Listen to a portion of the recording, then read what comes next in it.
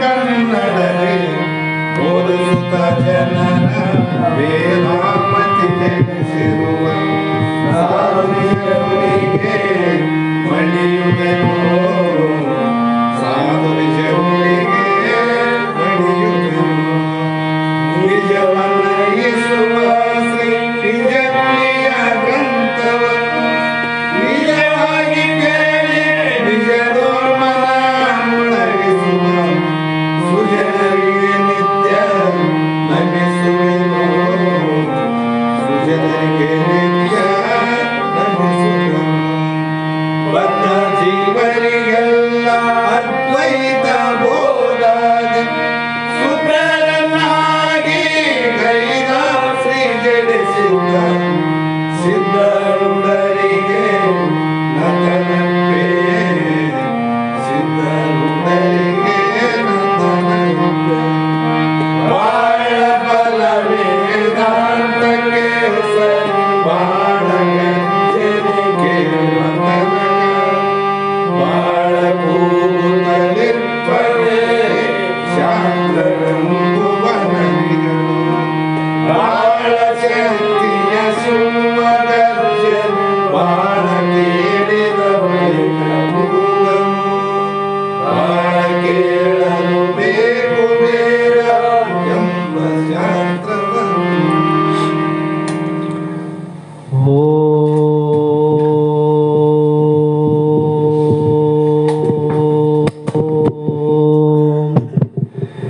ಗುರುರ್ಬ್ರಹ್ಮ ಗುರುವಿಷ್ಣು ಗುರುದೇವೋ ಮಹೇಶ್ವರ ಗುರು ಸಾಕ್ಷಾತ್ ಪರಬ್ರಹ್ಮ ತಸ್ಮೈ ಶ್ರೀ ಗುರವೇ ನಮಃ.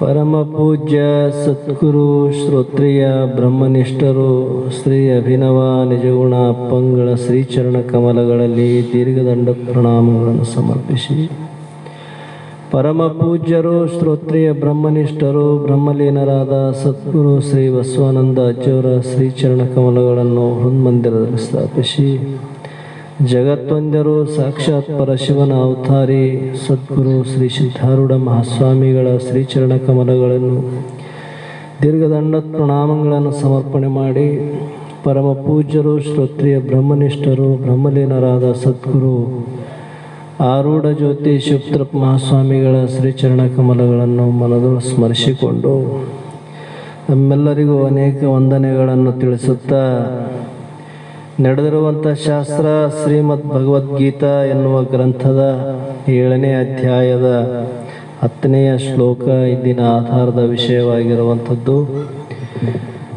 ಈ ಒಂದು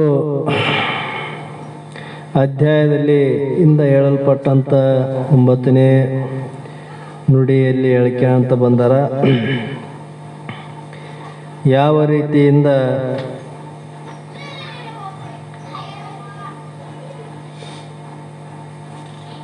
ಪರಮಾತ್ಮನು ಪರಿಪೂರ್ಣ ಲಕ್ಷಣವನ್ನು ಇಲ್ಲಿ ಹೇಳಿಕೆ ಅಂತ ಬಂದರು. ಅಂದರೆ ಸರ್ವಾತ್ಮಕ ದೃಷ್ಟಿಯಿಂದ ವಿಚಾರ ಮಾಡಿ ನೋಡಿದಾಗ ನಾನೇ ಎಲ್ಲ ಕಡೆ ಇದ್ದೇನೆ, ನನ್ನ ಬಿಟ್ಟು ಏನೂ ಇಲ್ಲ ಅಂತ ಹೇಳ್ತಾನೆ. ಹೀಗೆ ಪುರುಷನಲ್ಲಿ ಪುರುಷ ನಾನೇ ಆಗಿದ್ದೇನೆ ಅಂತ ಹೇಳ್ತಾನೆ. ಈ ಶರೀರ ಪುರುಷ ಎಂಬ ಶಬ್ದ ಇಲ್ಲಿ ಜೀವವಾಚಕ ಐತೆ. ಅಂದರೆ ಆ ಚೇತನಕನೇ ಪುರುಷ ಅಂತ ಕರೀತಾರ. ಇಲ್ಲಿ ಅದಕ್ಕೆ ಹೇಳ್ತಾನ, ಪುರುಷನಲ್ಲಿ ನುರುಷ ಎಂಬ ವಾಕ್ಯವನ್ನು ನೋಡ. ಅಂದ್ರೆ ಮನುಷ್ಯರಲ್ಲಿ ಪೌರುಷವು ನಾನೇ ಆಗಿದ್ದೇನೆ ಅಂತಾನ. ಪೌರುಷವು ಸಾಮರ್ಥ್ಯ ಅಂತ. ಪ್ರತಿಯೊಬ್ಬ ಜೀವಿಯಲ್ಲಿಯೂ ಪ್ರತಿಯೊಂದು ಸಾಮರ್ಥ್ಯ ಧೈರ್ಯ ಅನ್ನುವಂಥದ್ದು ಬರ್ತದಂತಂದ್ರೆ ಅದು ಯಾರ್ದಪ್ಪ ಅಂತಂದ್ರೆ ಅದು ನಾನೇ ನೋಡು, ನಾನೇ ಏನಿ ಅಂತ ಹೇಳ್ತಾನೆ. ಯಾವುದೇ ಕಾರ್ಯದಲ್ಲಿ ಯಾವುದೇ ವಿಚಾರದಲ್ಲಿ ಧೈರ್ಯ ಮಾಡ್ತಾನಂದ್ರೆ ಆ ಧೈರ್ಯ ಸಾಮರ್ಥ್ಯ ಯಾರ್ದು, ನಾನೇ ನೋಡು ಅಂತ ಹೇಳ್ತಾನೆ. ಅಂದರೆ ಪೌರುಷತ್ವವು ಇಲ್ಲದಿದ್ದರೆ ಮಾನತ್ವವೇ ಇಲ್ಲ. ಆ ಧೈರ್ಯನೇ ಇದ್ದಿಲ್ಲ ಅಂದ್ರೆ ಅವನು ಬದುಕಿದ್ರು ಏನು ಪ್ರಯೋಜನ ಅಂತ. ಆ ಮನುಷ್ಯ ಈ ಭೂಮಿ ಮೇಲೆ ಬದುಕಿದ್ರು ಏನೊಂದು ಪ್ರಯೋಜನ ಇಲ್ಲ. ಯಾಕೆಂದರೆ ಅವನು ಇಲ್ಲ ಪ್ರಾರಬ್ಧ ಮೇಲೆ ಅವಲಂಬಿಸಿರುವನು ನಪುಂಸಕನು. ಎಲ್ಲ ಹಣೆ ಬಾರ ನೋಡ್ತದ ಅಂತ ಯಾವ ತಿಳಿದಾನ ಅವನೊಬ್ಬ ನಪುಂಸಕ, ಅವನು ಮಾನವಲ್ಲ ಅಂತಂದ್ರು. ಎರಡಕ್ಕೂ ತಪ್ಪಿದವನು ಅಂತ. ಪುರುಷಾರ್ಥದ ಮುಂದೆ ಪ್ರಾರಬ್ಧವು ತಲೆ ಎತ್ತಲಾರದು. ಪ್ರಾರಬ್ಧವೆನ್ನುವುದು ಸಹ ಒಂದು ಸಾರಿ ನೀವು ಮಾಡಿದ್ದರಿಂದಲೇ ಉಂಟಾಗಿದೆ. ಪ್ರಾರಬ್ಧ ಅನ್ನುವಂಥದ್ದು ಕೂಡ ಅದು ಹಿಂದಿನ ಜನ್ಮದ ಕರ್ಮದಿಂದನೇ ಹುಟ್ಟ್ಯದ ಹೊರತು ಅದೇನು ತಾನಾಗಿ ಬಂದು ಕೊಡುವಂಥದ್ದಲ್ಲ. ಅದಕ್ಕಾಗಿ ನೀನು ಪ್ರಯತ್ನಶೀಲನಾಗಿರು ಅಂತ ಹೇಳ್ತಾರೆ. ಎಲ್ಲಿ ಪಾರಮಾರ್ಥದಲ್ಲಿ ಪ್ರಯತ್ನಶೀಲನಾಗಿರಬೇಕು. ಇದನ್ನು ನಾವು ಪ್ರಾರಬ್ಧದ ಮೇಲೆ ಹಾಕಿವಿ ಅಂದರೆ ಅವನು ನಪುಂಸಕನಂತೆ ಅಂತ ಹೇಳ್ತಾನೆ. ಯಾಕೆಂದರೆ ಮಾನವನು ಪುರುಷಾರ್ಥವನ್ನು ಮಾಡದಿದ್ದರೆ ಪ್ರಕೃತಿಯು ಅವನ ಮೇಲೆ ಸವಾರಿ ಮಾಡುತ್ತದೆ. ನೋಡು, ಅವನು ಏನಾದರೆ ಈ ಪುರುಷಾರ್ಥ ರೂಪವಾದ ಮೋಕ್ಷವನ್ನು ಸಂಪಾದನೆ ಮಾಡಿಕೊಳ್ಳದೇ ಇದ್ದರೆ ಅವನ ಮೇಲೆ ಪ್ರಕೃತಿ ಸವಾರಿ ಮಾಡುತ್ತದೆ. ಅಂದ್ರೆ ಪ್ರಕೃತಿ ಅಂದರೆ ಅನೇಕ ಜನ್ಮಗಳು ನಿನ್ನ ಹುಟ್ಟು ಸಾವೆಂಬ ಚಕ್ರದಲ್ಲಿ ಸಿಲುಕಿಸ್ತಾವ. ಈ ಭವಚಕ್ರದೊಳಗೆ ಪುನಃ ಜನನ ಪುನಃ ಮರಣ ಅನ್ನುವಂಥದ್ದು ಈ ಚಕ್ರದೊಳಗೆ ಸಿಲುಕ್ತದೆ. ನೋಡಿ, ಪ್ರಕೃತಿ ಅಧೀನಾಗಿ ಬಿಡ್ತದೆ ಅಂತ. ಯಾಕಂತಂದರೆ ಸಬ್ ವಸ್ತು ಜಗಮಾಯಿ ಆಲಸಿ ಕೋಯಿ ನಹಿ ಪಾಯಿ ಅಂತ ಒಬ್ಬ ತುಳಸಿದಾಸರು ಹೇಳ್ತಾರೆ. ಸಬ್ ವಸ್ತು ಜಗಮಾಯಿ ಅಂತ. ಈ ಕಾಣುವಂಥ ದೃಶ್ಯ ರೂಪ ಏನು ಜಗತ್ತು ನಿನಗೆ ಏನೇನು ಗೋಚರ ಆಗ್ತದೆ ಇಂದ್ರಿಯಕ್ಕ, ಅದೆಲ್ಲವೂ ಮಾಯಾಮಯ ಐತೆ ನೋಡು ಅಂತ ಹೇಳ್ತಾನೆ. ನಿನಗೆ ತೋರ್ತದ ಅದೆಲ್ಲವೂ ಮಾಯಾಮಯ ಐತೆ, ಅದು ಸತ್ಯವಲ್ಲ. ಆಲಸಿಕೋ ಕೋಯಿ ನೈಪಾಯಿ. ಆಲಸಿ ಅಂದ್ರೆ ಸೋಮಾರಿಗಳು ಅಂತ. ಏನೊಂದು ಪ್ರಯತ್ನ ಇಲ್ಲದೇನೆ ನಾವು ಆನಂದ ಅನುಭವ ಮಾಡಬೇಕು, ಆ ಪುರುಷಾರ್ಥವನ್ನು ಪಡಿಬೇಕೆಂಬವರು ಏನಿದಾರ ಇವರಿಗೆ ಎಂದೂ ಏನು ಸಿಗೋದಿಲ್ಲ ಅಂತ ಹೇಳ್ತಾರೆ. ಪ್ರಯತ್ನಶೀಲರಿಗೆ ಏನಾದರೆ ಸಾಮರ್ಥ್ಯ ಅವರು ಪ್ರಯತ್ನ ಪಟ್ಟು ಅದನ್ನು ಸಾಧನದಿಂದ ಪಡಿಲಿಕ್ಕೆ ಬರ್ತದೆ ಹೊರತು ಏನೊಂದು ಪ್ರಯತ್ನ ಇಲ್ಲದೆ ಸುಮ್ಮನೆ ನಮಗೆ ಮೋಕ್ಷ ಆನಂದ ಆಗಬೇಕಂದ್ರೆ ಪುರುಷಾರ್ಥ ರೂಪ ಸಿದ್ಧಿ ಅವನಿಗೆ ಸಿದ್ಧಿಸೋದಲ್ಲ ನೋಡು ಅಂತ ಹೇಳ್ತಾರೆ ಅವರು.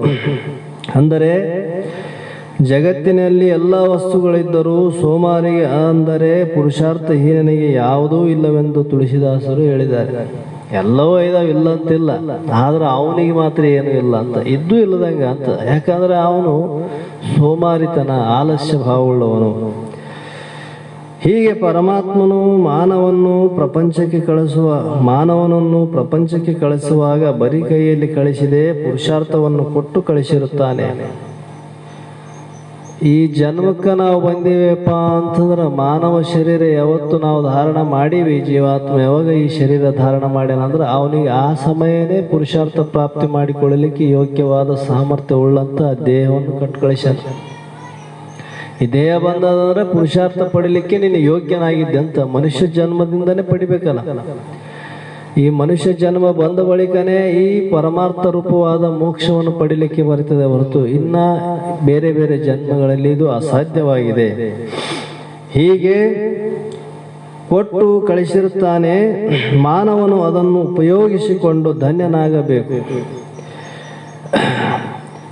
ನನ್ನಲ್ಲಿರುವ ಪುರುಷಾರ್ಥವು ನನ್ನದೇ ಎಂದು ಗರ್ವ ಪಡದೆ ಅದು ಪರಮಾತ್ಮನ ಪ್ರಸಾದವೆಂದು ವಿವೇಕದಿಂದ ಪುರುಷಾರ್ಥದ ಶಕ್ತಿಯನ್ನು ಒಪ್ಪಿಸಿಕೊಂಡರೆ, ಯಾವುದು ನನ್ನಲ್ಲಿರುವ ಪುರುಷಾರ್ಥವು ನನ್ನದೇ ಎಂದು ಗರ್ವ ಪಡದೆ,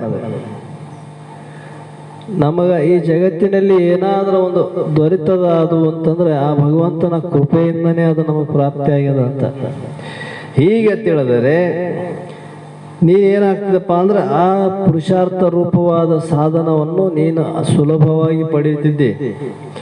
ಅದು ಇಹಪರಗಳಲ್ಲಿ ಸುಖವನ್ನು ಕೊಟ್ಟು ಮೋಕ್ಷವನ್ನು ಕೊಡಬಲ್ಲದು. ಇಲ್ಲದಿದ್ದರೆ ಅದನ್ನು ದುರುಪಯೋಗ ಮಾಡಿಕೊಂಡರೆ ಮನುಷ್ಯನು ಪತಿತನಾಗುತ್ತಾನೆ. ಅಂದ್ರೆ ಏನಪ್ಪಾ ಅಂದ್ರೆ ಅಧೋಗತಿ ತಾನು ಸೇರ್ತಾನಂತರ್ಥ.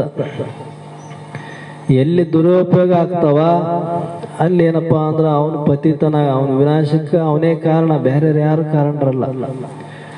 ಮನುಷ್ಯ ದುರುಪಯೋಗ ಯಾಕೆ ಮಾಡಿಕೊಳ್ತಾನ ಅಂತಂದ್ರೆ ಅದು ವಿವೇಕ ಇಲ್ಲದೆ, ಅವಿವೇಕತನದಿಂದ. ಪ್ರತಿಯೊಂದು ವಸ್ತುವಿನ ಉಪಯೋಗ ಮಾಡಿಕೊಳ್ಳುವಂಥ ವಿವೇಕಶಾಲಿ ವಿಚಾರ ಮಾಡಿ ಜಗತ್ತಿನಲ್ಲಿ ತಾನು ತನ್ನ ಪ್ರಾರಬ್ಧ ಅನುಸಾರವಾಗಿ ಎಲ್ಲಿಯ ಪರ್ಯಂತರ ಇರ್ತಾನೆ ಅಲ್ಲಿಯ ಪರ್ಯಂತರ ಅದರ ಉಪಯೋಗವನ್ನು ಪಡ್ಕೊಳ್ಳುವ ಇಚ್ಛೆ ಆ ಪ್ರಯತ್ನ ಮಾಡ್ತಾನೆ ಹೊರತು ಅದನ್ನು ದುರುಪಯೋಗ ಮಾಡ್ಕೊಬೇಕು ಎಂದು ಪ್ರಯತ್ನ ಮಾಡಂಗಿಲ್ಲ. ದುರುಪಯೋಗ ಎಲ್ಲಿ ಆಗ್ತಾವ, ಅಹಂಕಾರ ಎಲ್ಲಿ ಉದಯ ಆಗ್ಯದ ಅಲ್ಲಿರ್ತಾವ ಇವೆಲ್ಲ ದುರುಪಯೋಗ. ಅನೇಕ ರೀತಿಯಿಂದ ದುರುಪಯೋಗ, ಶರೀರದ ದುರುಪಯೋಗ ಮಾಡಿವೆ. ಮತ್ತೆ ಎದಕ್ಕೆ ದುರುಪಯೋಗ ಮಾಡಿದೆ? ಅನಿತ್ಯವಾಗಿರುವಂಥ ವಸ್ತುಗಳ ಪ್ರಾಪ್ತಿಗಾಗಿ ನೀನು ಪ್ರಯತ್ನ ಮಾಡಿದೆ ಅಂದ್ರೆ ಅದು ದುರುಪಯೋಗ ಅಲ್ಲ, ಸದುಪಯೋಗ ಆಯ್ತೇನದು. ಶರೀರ ಎದಕ್ಕೆ ಬಂದದ? ಮನುಜ ಕುಲದ ಜನನದ ಲಾಭವಾಗುವುದು ಆರು ನಾನೆಂದು ತಿಳಿಯುವುದು. ಇದರ ಲಾಭ ಏನದ? ನಿನ್ನನ್ನು ನೀ ತಿಳಿಯದೇ ಇದರ ದೊಡ್ಡ ಲಾಭ ಅದ. ಈ ಶರೀರ ಅದಕ್ಕಾಗಿ ಬಂದದ. ಅಂಥದ್ದನ್ನು ನೀ ತ್ಯಾಗ ಮಾಡಿದ್ದಿ, ಅನಿತ್ಯವಾದ ದ್ರವ್ಯಾದಿಗಳಿಂದ ನೀ ಹಿಂದೆ ಬಿದ್ದಿದ್ದಿ ಅಂದ್ರೆ ನೀನು ದುರುಪಯೋಗ ಮಾಡಿಕೊಂಡಂತೆ ಆಯ್ತು ಅಂತ. ಇವು ಏನಾಗ್ತಾನಪ್ಪ? ಪತೀತನಾಗ್ತಾನಂದ್ರೇನು? ಅನೇಕ ಜನ್ಮಗಳಿಗೆ ಕಾರಣನಾಗ್ತಾನ ಅಂತ. ಹೀಗೆ ಹೇಳಿ ಇಲ್ಲಿ 10ನೇ ಶ್ಲೋಕದಲ್ಲಿ ಹೇಳ್ತಾರ, ಪುಣ್ಯ ಗಂಧ ಪೃಥ್ವ್ಯಾಂಶ ತೇಜಸ್ವಿಯ ವಿಭಾವಸೋ ಜೀವನಂ ಸರ್ವಭೂತೇಶ ತಪಸ್ಸಿ ತಪಃ ಅಂತ ಹೇಳ್ತಾರ. ಈ ಶ್ಲೋಕನು ಹೇಳ್ಯಾರ. ಇನ್ನು ಭೂಮಿಯಲ್ಲಿ ಗಂಧರೂಪವಾಗಿಯೂ ಮತ್ತು ತೇಜಸ್ವಿನಲ್ಲಿ ಪ್ರಕಾಶಮಾನವಾಗಿಯೂ, ತೇಜಸ್ ಅಂದ್ರೆ ಬೆಂಕಿಯಲ್ಲಿ ಪ್ರಕಾಶ ನಾನೇ ಆಗಿದ್ದೇನೆ, ಭೂಮಿಯಲ್ಲಿ ಗಂಧರೂಪವೂ ನಾನೇ ಆಗಿದ್ದೇನೆ, ಮತ್ತು ತಪಸ್ವಿಗಳಲ್ಲಿ ತಪಸ್ಸು ನಾನಾಗಿದ್ದೇನೆ, ಜೀವನಲ್ಲಿ ಆ ಚೇತನ ರೂಪನೇ ನಾನಾಗಿದ್ದೇನೆ ಅಂತ ಇಲ್ಲಿ 4 ಮಾತುಗಳನ್ನು ಹೇಳಿಕೆ ಅಂತ ಬಂದರು. ಇನ್ನು ಬೀಜಮ್ಮ ಸರ್ವಭೂತಾನಾಂ ವಿಧಿ ಪ್ರಾರ್ಥ ಸನಾತನಂ ಬುದ್ಧಿ ಆತ್ಮಸ್ಮಿ ತೇಜಸ್ಥ ಜವಿಯನಹಂ ಅಂತ ಇಲ್ಲಿ ಒಂದು ಶ್ಲೋಕ 11ನೇ ಶ್ಲೋಕದಾಗ ಹೇಳ್ತಾರೆ. ನೋಡು, ಸರ್ವಭೂತಗಳ ಉತ್ಪತ್ತಿಗೆ ಸನಾತನವಾದ ಕಾರಣವೂ ನಾನೇ. ಈ ಸಮಸ್ತ ಜಗತ್ತು ಉತ್ಪತ್ತಿಗೆ ಕಾರಣ ಯಾರಪ್ಪ ಅಂದ್ರೆ ಆ ಪರಬ್ರಹ್ಮವೇ ಕಾರಣ ಅದ. ಅವನ ಆಧಾರದಲ್ಲಿ ಜಗತ್ತು ಪ್ರತೀತಿ ಆಗ್ತದೆ. ಸದೇವ ಸೌಮ್ಯಂ ಇದಮಾಗ್ರ ಆಸೀತ್ ಏಕಂ ಏವಂ ಅದ್ವಿತೀಯಂ ಪರಬ್ರಹ್ಮ. ಈ ಸೃಷ್ಟಿ ಆಗುವ ಪೂರ್ವದಲ್ಲಿ ಆ ಪರಬ್ರಹ್ಮ ಅನ್ನುವಂಥ ಒಂದೇ ಒಂದು ವಸ್ತು ಹುಟ್ಟಿತ್ತು. ಆ ಪರಬ್ರಹ್ಮದ ಆಶ್ರಯದಲ್ಲಿ ಮಾಯಾ ಅನ್ನುವಂಥದ್ದು ಅನೇಕ ರೂಪವಾದ ತನ್ನ ಶಕ್ತಿ ಸಾಮರ್ಥ್ಯದಿಂದ ಇದೇನಪ್ಪ ಅಂದ್ರೆ ಜಗತ್ತು ವಿಭಿನ್ನವಾಗಿ ಅನೇಕ ಭೇದ ರೂಪವಾಗಿ ತೋರ್ತದ ನೋಡಿ. ಅಂದ್ರೆ ಇದಕ್ಕೆ ಆಧಾರ ಯಾರಪ್ಪ? ಆ ಪರಬ್ರಹ್ಮವೇ ಆಧಾರ ಅದ. ಇಲ್ಲದ್ದು ಹೆಂಗೆ ತೋರ್ತದ್ರಿ ಅಂದ್ರೆ ಅಗ್ಗದ ಆಧಾರದಲ್ಲಿ ಇಲ್ಲದ ಹಾವು ತೋರ್ತದ. ಅದರಂಗ ಇಲ್ಲದ ಮಾಯೆ ಬ್ರಹ್ಮನ ಆಧಾರದಲ್ಲಿ ಆಶ್ರಯ ಪಡ್ಕೊಂಡು ಇಲ್ಲದನ್ನು ತೋರಿಸ್ತದ ನೋಡಿ ನಮಗೆ. ಜಗತ್ತು 3 ಕಾಲದೊಳಗ ಇಲ್ಲ. ಈ ಪ್ರಪಂಚ ಮೊದಲೇ ಇಲ್ಲ. ಆತ್ಮನಲ್ಲಿ ಇದು ಯಾವುದೂ ಇಲ್ಲ. ಇಲ್ಲದೇ ಇದ್ರೂ ಕೂಡ ಇದ್ದಂಗ ಸತ್ಯ ಅನ್ನೋಂಗ ತೋರಿಸ್ತದ. ಯಾಕೆ ತೋರಿಸ್ತಂದ್ರೆ ತನ್ನ ಅವಿವೇಕತನದಿಂದ, ಅಜ್ಞಾನದಿಂದ. ಮತ್ತೆ ಆಧಾರ ಯಾರ ಇದಾರ? ಆ ಬ್ರಹ್ಮನೇ ಆಧಾರ ಇದಾನ. ಹಗ್ಗ ಇಲ್ದ ಹಾವು ತೋರ್ತದೆ ಯಾರಿಗಾನ? ಹಗ್ಗದ ಆಶ್ರಯದಲ್ಲೇ ಹಾವು ತೋರ್ತದ.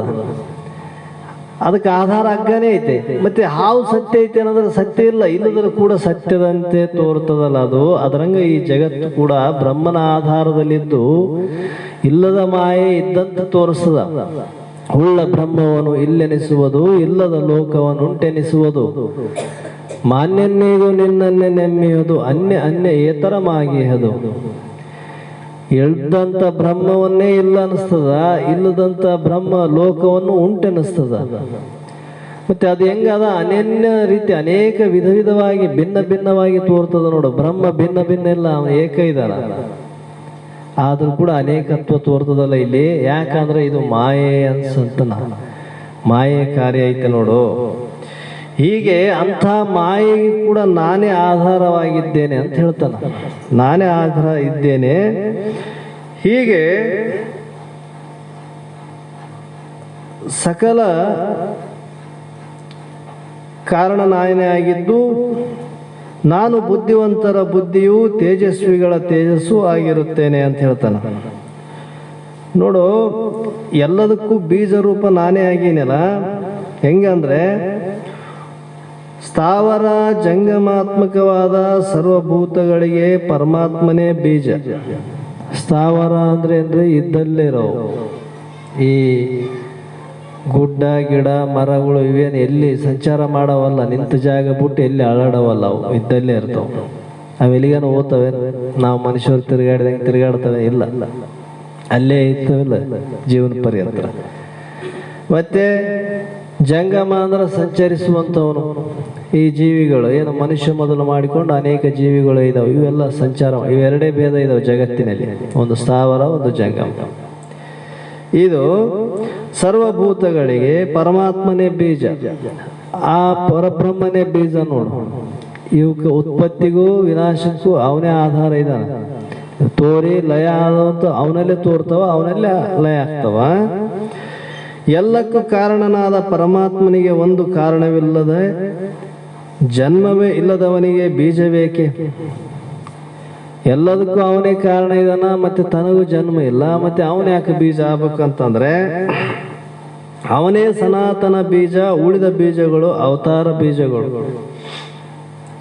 ಮೂಲ ಕಾರಣ ಅವನೇ ಇದಾನ, ಅವನಿಂದ ಇವೆಲ್ಲ ಹುಟ್ಟೇವ್ ನೋಡಿ.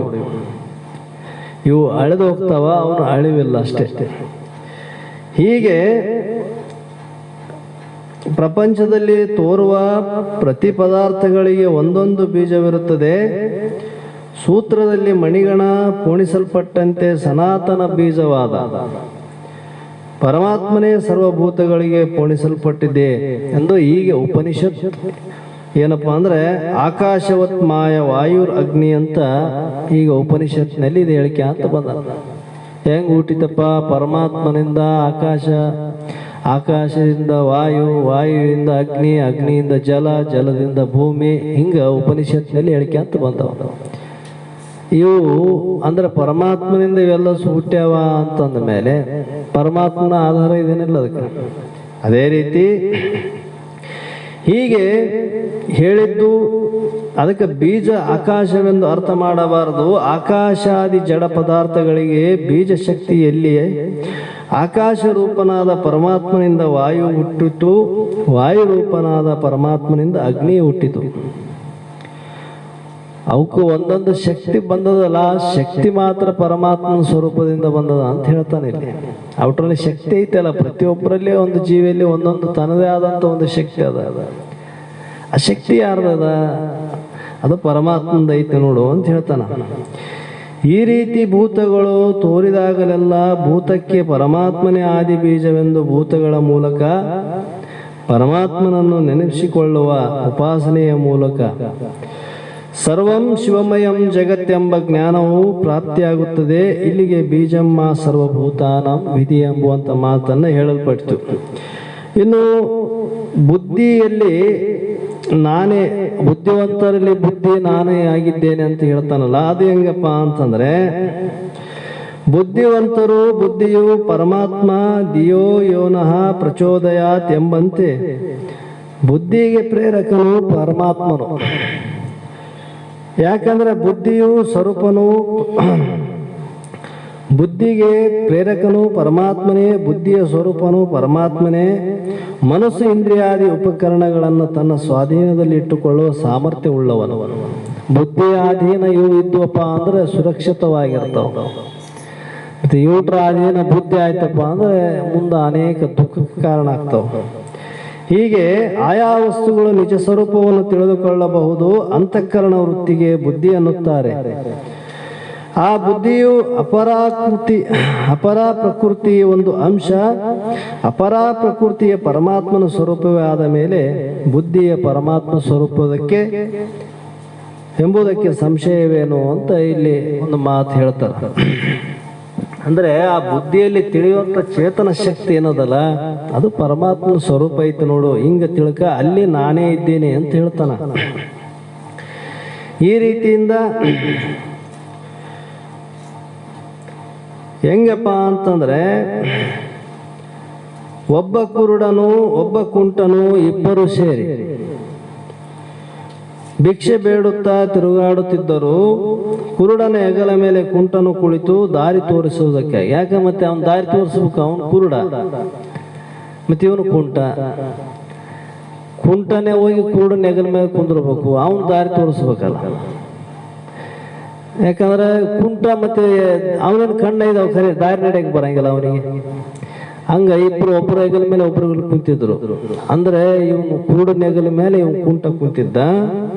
ಕುಂತಕೇಶಿ ದಾರಿ ತೋರಿಸುವುದಕ್ಕಾಗಿ ಈ ರೀತಿ ಹೋಗುತ್ತಿದ್ದ ಒಂದು ಅಲ್ಲಿ ಒಂದು ಮಾತು ಹೇಳ್ತಾನ ಅವನು. ಕುಂಟ ಕುರುಡ ಮೇಲೆ ಕುಂತವನು. ಕುಂಟ ಸುಮ್ಮನೆ ಇರಂಗಿಲ್ಲ. ಅಣ್ಣ ಒಂದು ನಿಮಿಷ ತಡೆ, ಅದು ಸ್ವಲ್ಪ ದೂರದಲ್ಲಿ ಸೌತೆಕಾಯಿ ಇಲ್ಲಿ ಹಚ್ಚಾರ ಇಲ್ಲಿ ಹೊಲ್ದಾಗ, ಬೆಳ್ಳಿ ಹಬ್ಬದ ಅದ್ರ ಸೌತೆ ಹಣ್ಣು ಬಿದ್ದವ, ಹರ್ಕೊಂಬರಮು ಸ್ವಲ್ಪ ತಡಕ ಅಂತ ಹೇಳಿದ ಅವನು ಕುಂಟ ಮೇಲೆ ಕುಂತು. ಅವಾಗ ಅವನು ಕುರುಡ ಅನ್ನಂತ, ಹೊಲಕ್ಕೆ ಬೇರೆ ಹಚ್ಚಾರೇನೋ ಅನ್ನಂತ. ಯಾ ಬೇಲಿಲ್ಲ ಏನಿಲ್ಲ, ಮತ್ತೆ ಯಾರನ್ನ ಹೊಲ್ದವ್ರ ಇದಾರೆ? ಯಾರಿಲ್ಲ. ಮತ್ತೆ ಅವು ಹೊಲಕ್ಕೆ ಬೇಲೇನು ಇಲ್ಲ, ಹೊಲ್ದವ್ರು ಕಾಯೋರು ಇಲ್ಲ. ಅಂದಮೇಲೆ ಅವು ಸೌತೆಕಾಯಿ ವಿಷದ ಕಾಯಿ, ಅವು ಸಿಹಿಕಾಯಿ ಇರಂಗಿಲ್ಲ ಅನ್ನಂತ. ದಾರಿಗೆ ಯಾರನ್ನ ಹಿಂಗೆ ಬಿಟ್ಟೋತಾರ? ನಡೆ ದಾರಿಗೆ ಇದಾವ ಅಂದ ಮೇಲೆ ಅದಕ್ಕೆ ಬೇರೆನ ಹಚ್ಚಿರ್ಬೇಕು, ಒಂದು ಇಲ್ಲ ಹೊಲ್ದವ್ರನ್ನ ಇರಬೇಕು. ನೋಡು, ಇವ್ ಕಣ್ಣಿಲ್ಲ, ಇವನಿಗೆ ಅಷ್ಟು ಜ್ಞಾನ ಬುದ್ಧಿ. ಅವನಿಗೆ ಕಣ್ಣ ಇದಾವ ಆದ್ರೆ ಬುದ್ಧಿ ಇಲ್ಲ. ಅಂದ್ರೆ ಕುಂಟ ತಾನು ಕಣ್ಣಿಂದ ನೋಡಿದ್ರು ಕೂಡ ಅದು ಹತ್ತು ತಿಳ್ಕೊಂಬ ಶಕ್ತಿ ಅವನಿಗಿಲ್ಲ ನೋಡು ಬುದ್ಧಿಗೆ. ಅದರಂಗೆ ಇಲ್ಲಿ ಹೇಳ್ತಾನ. ಹೀಗೆ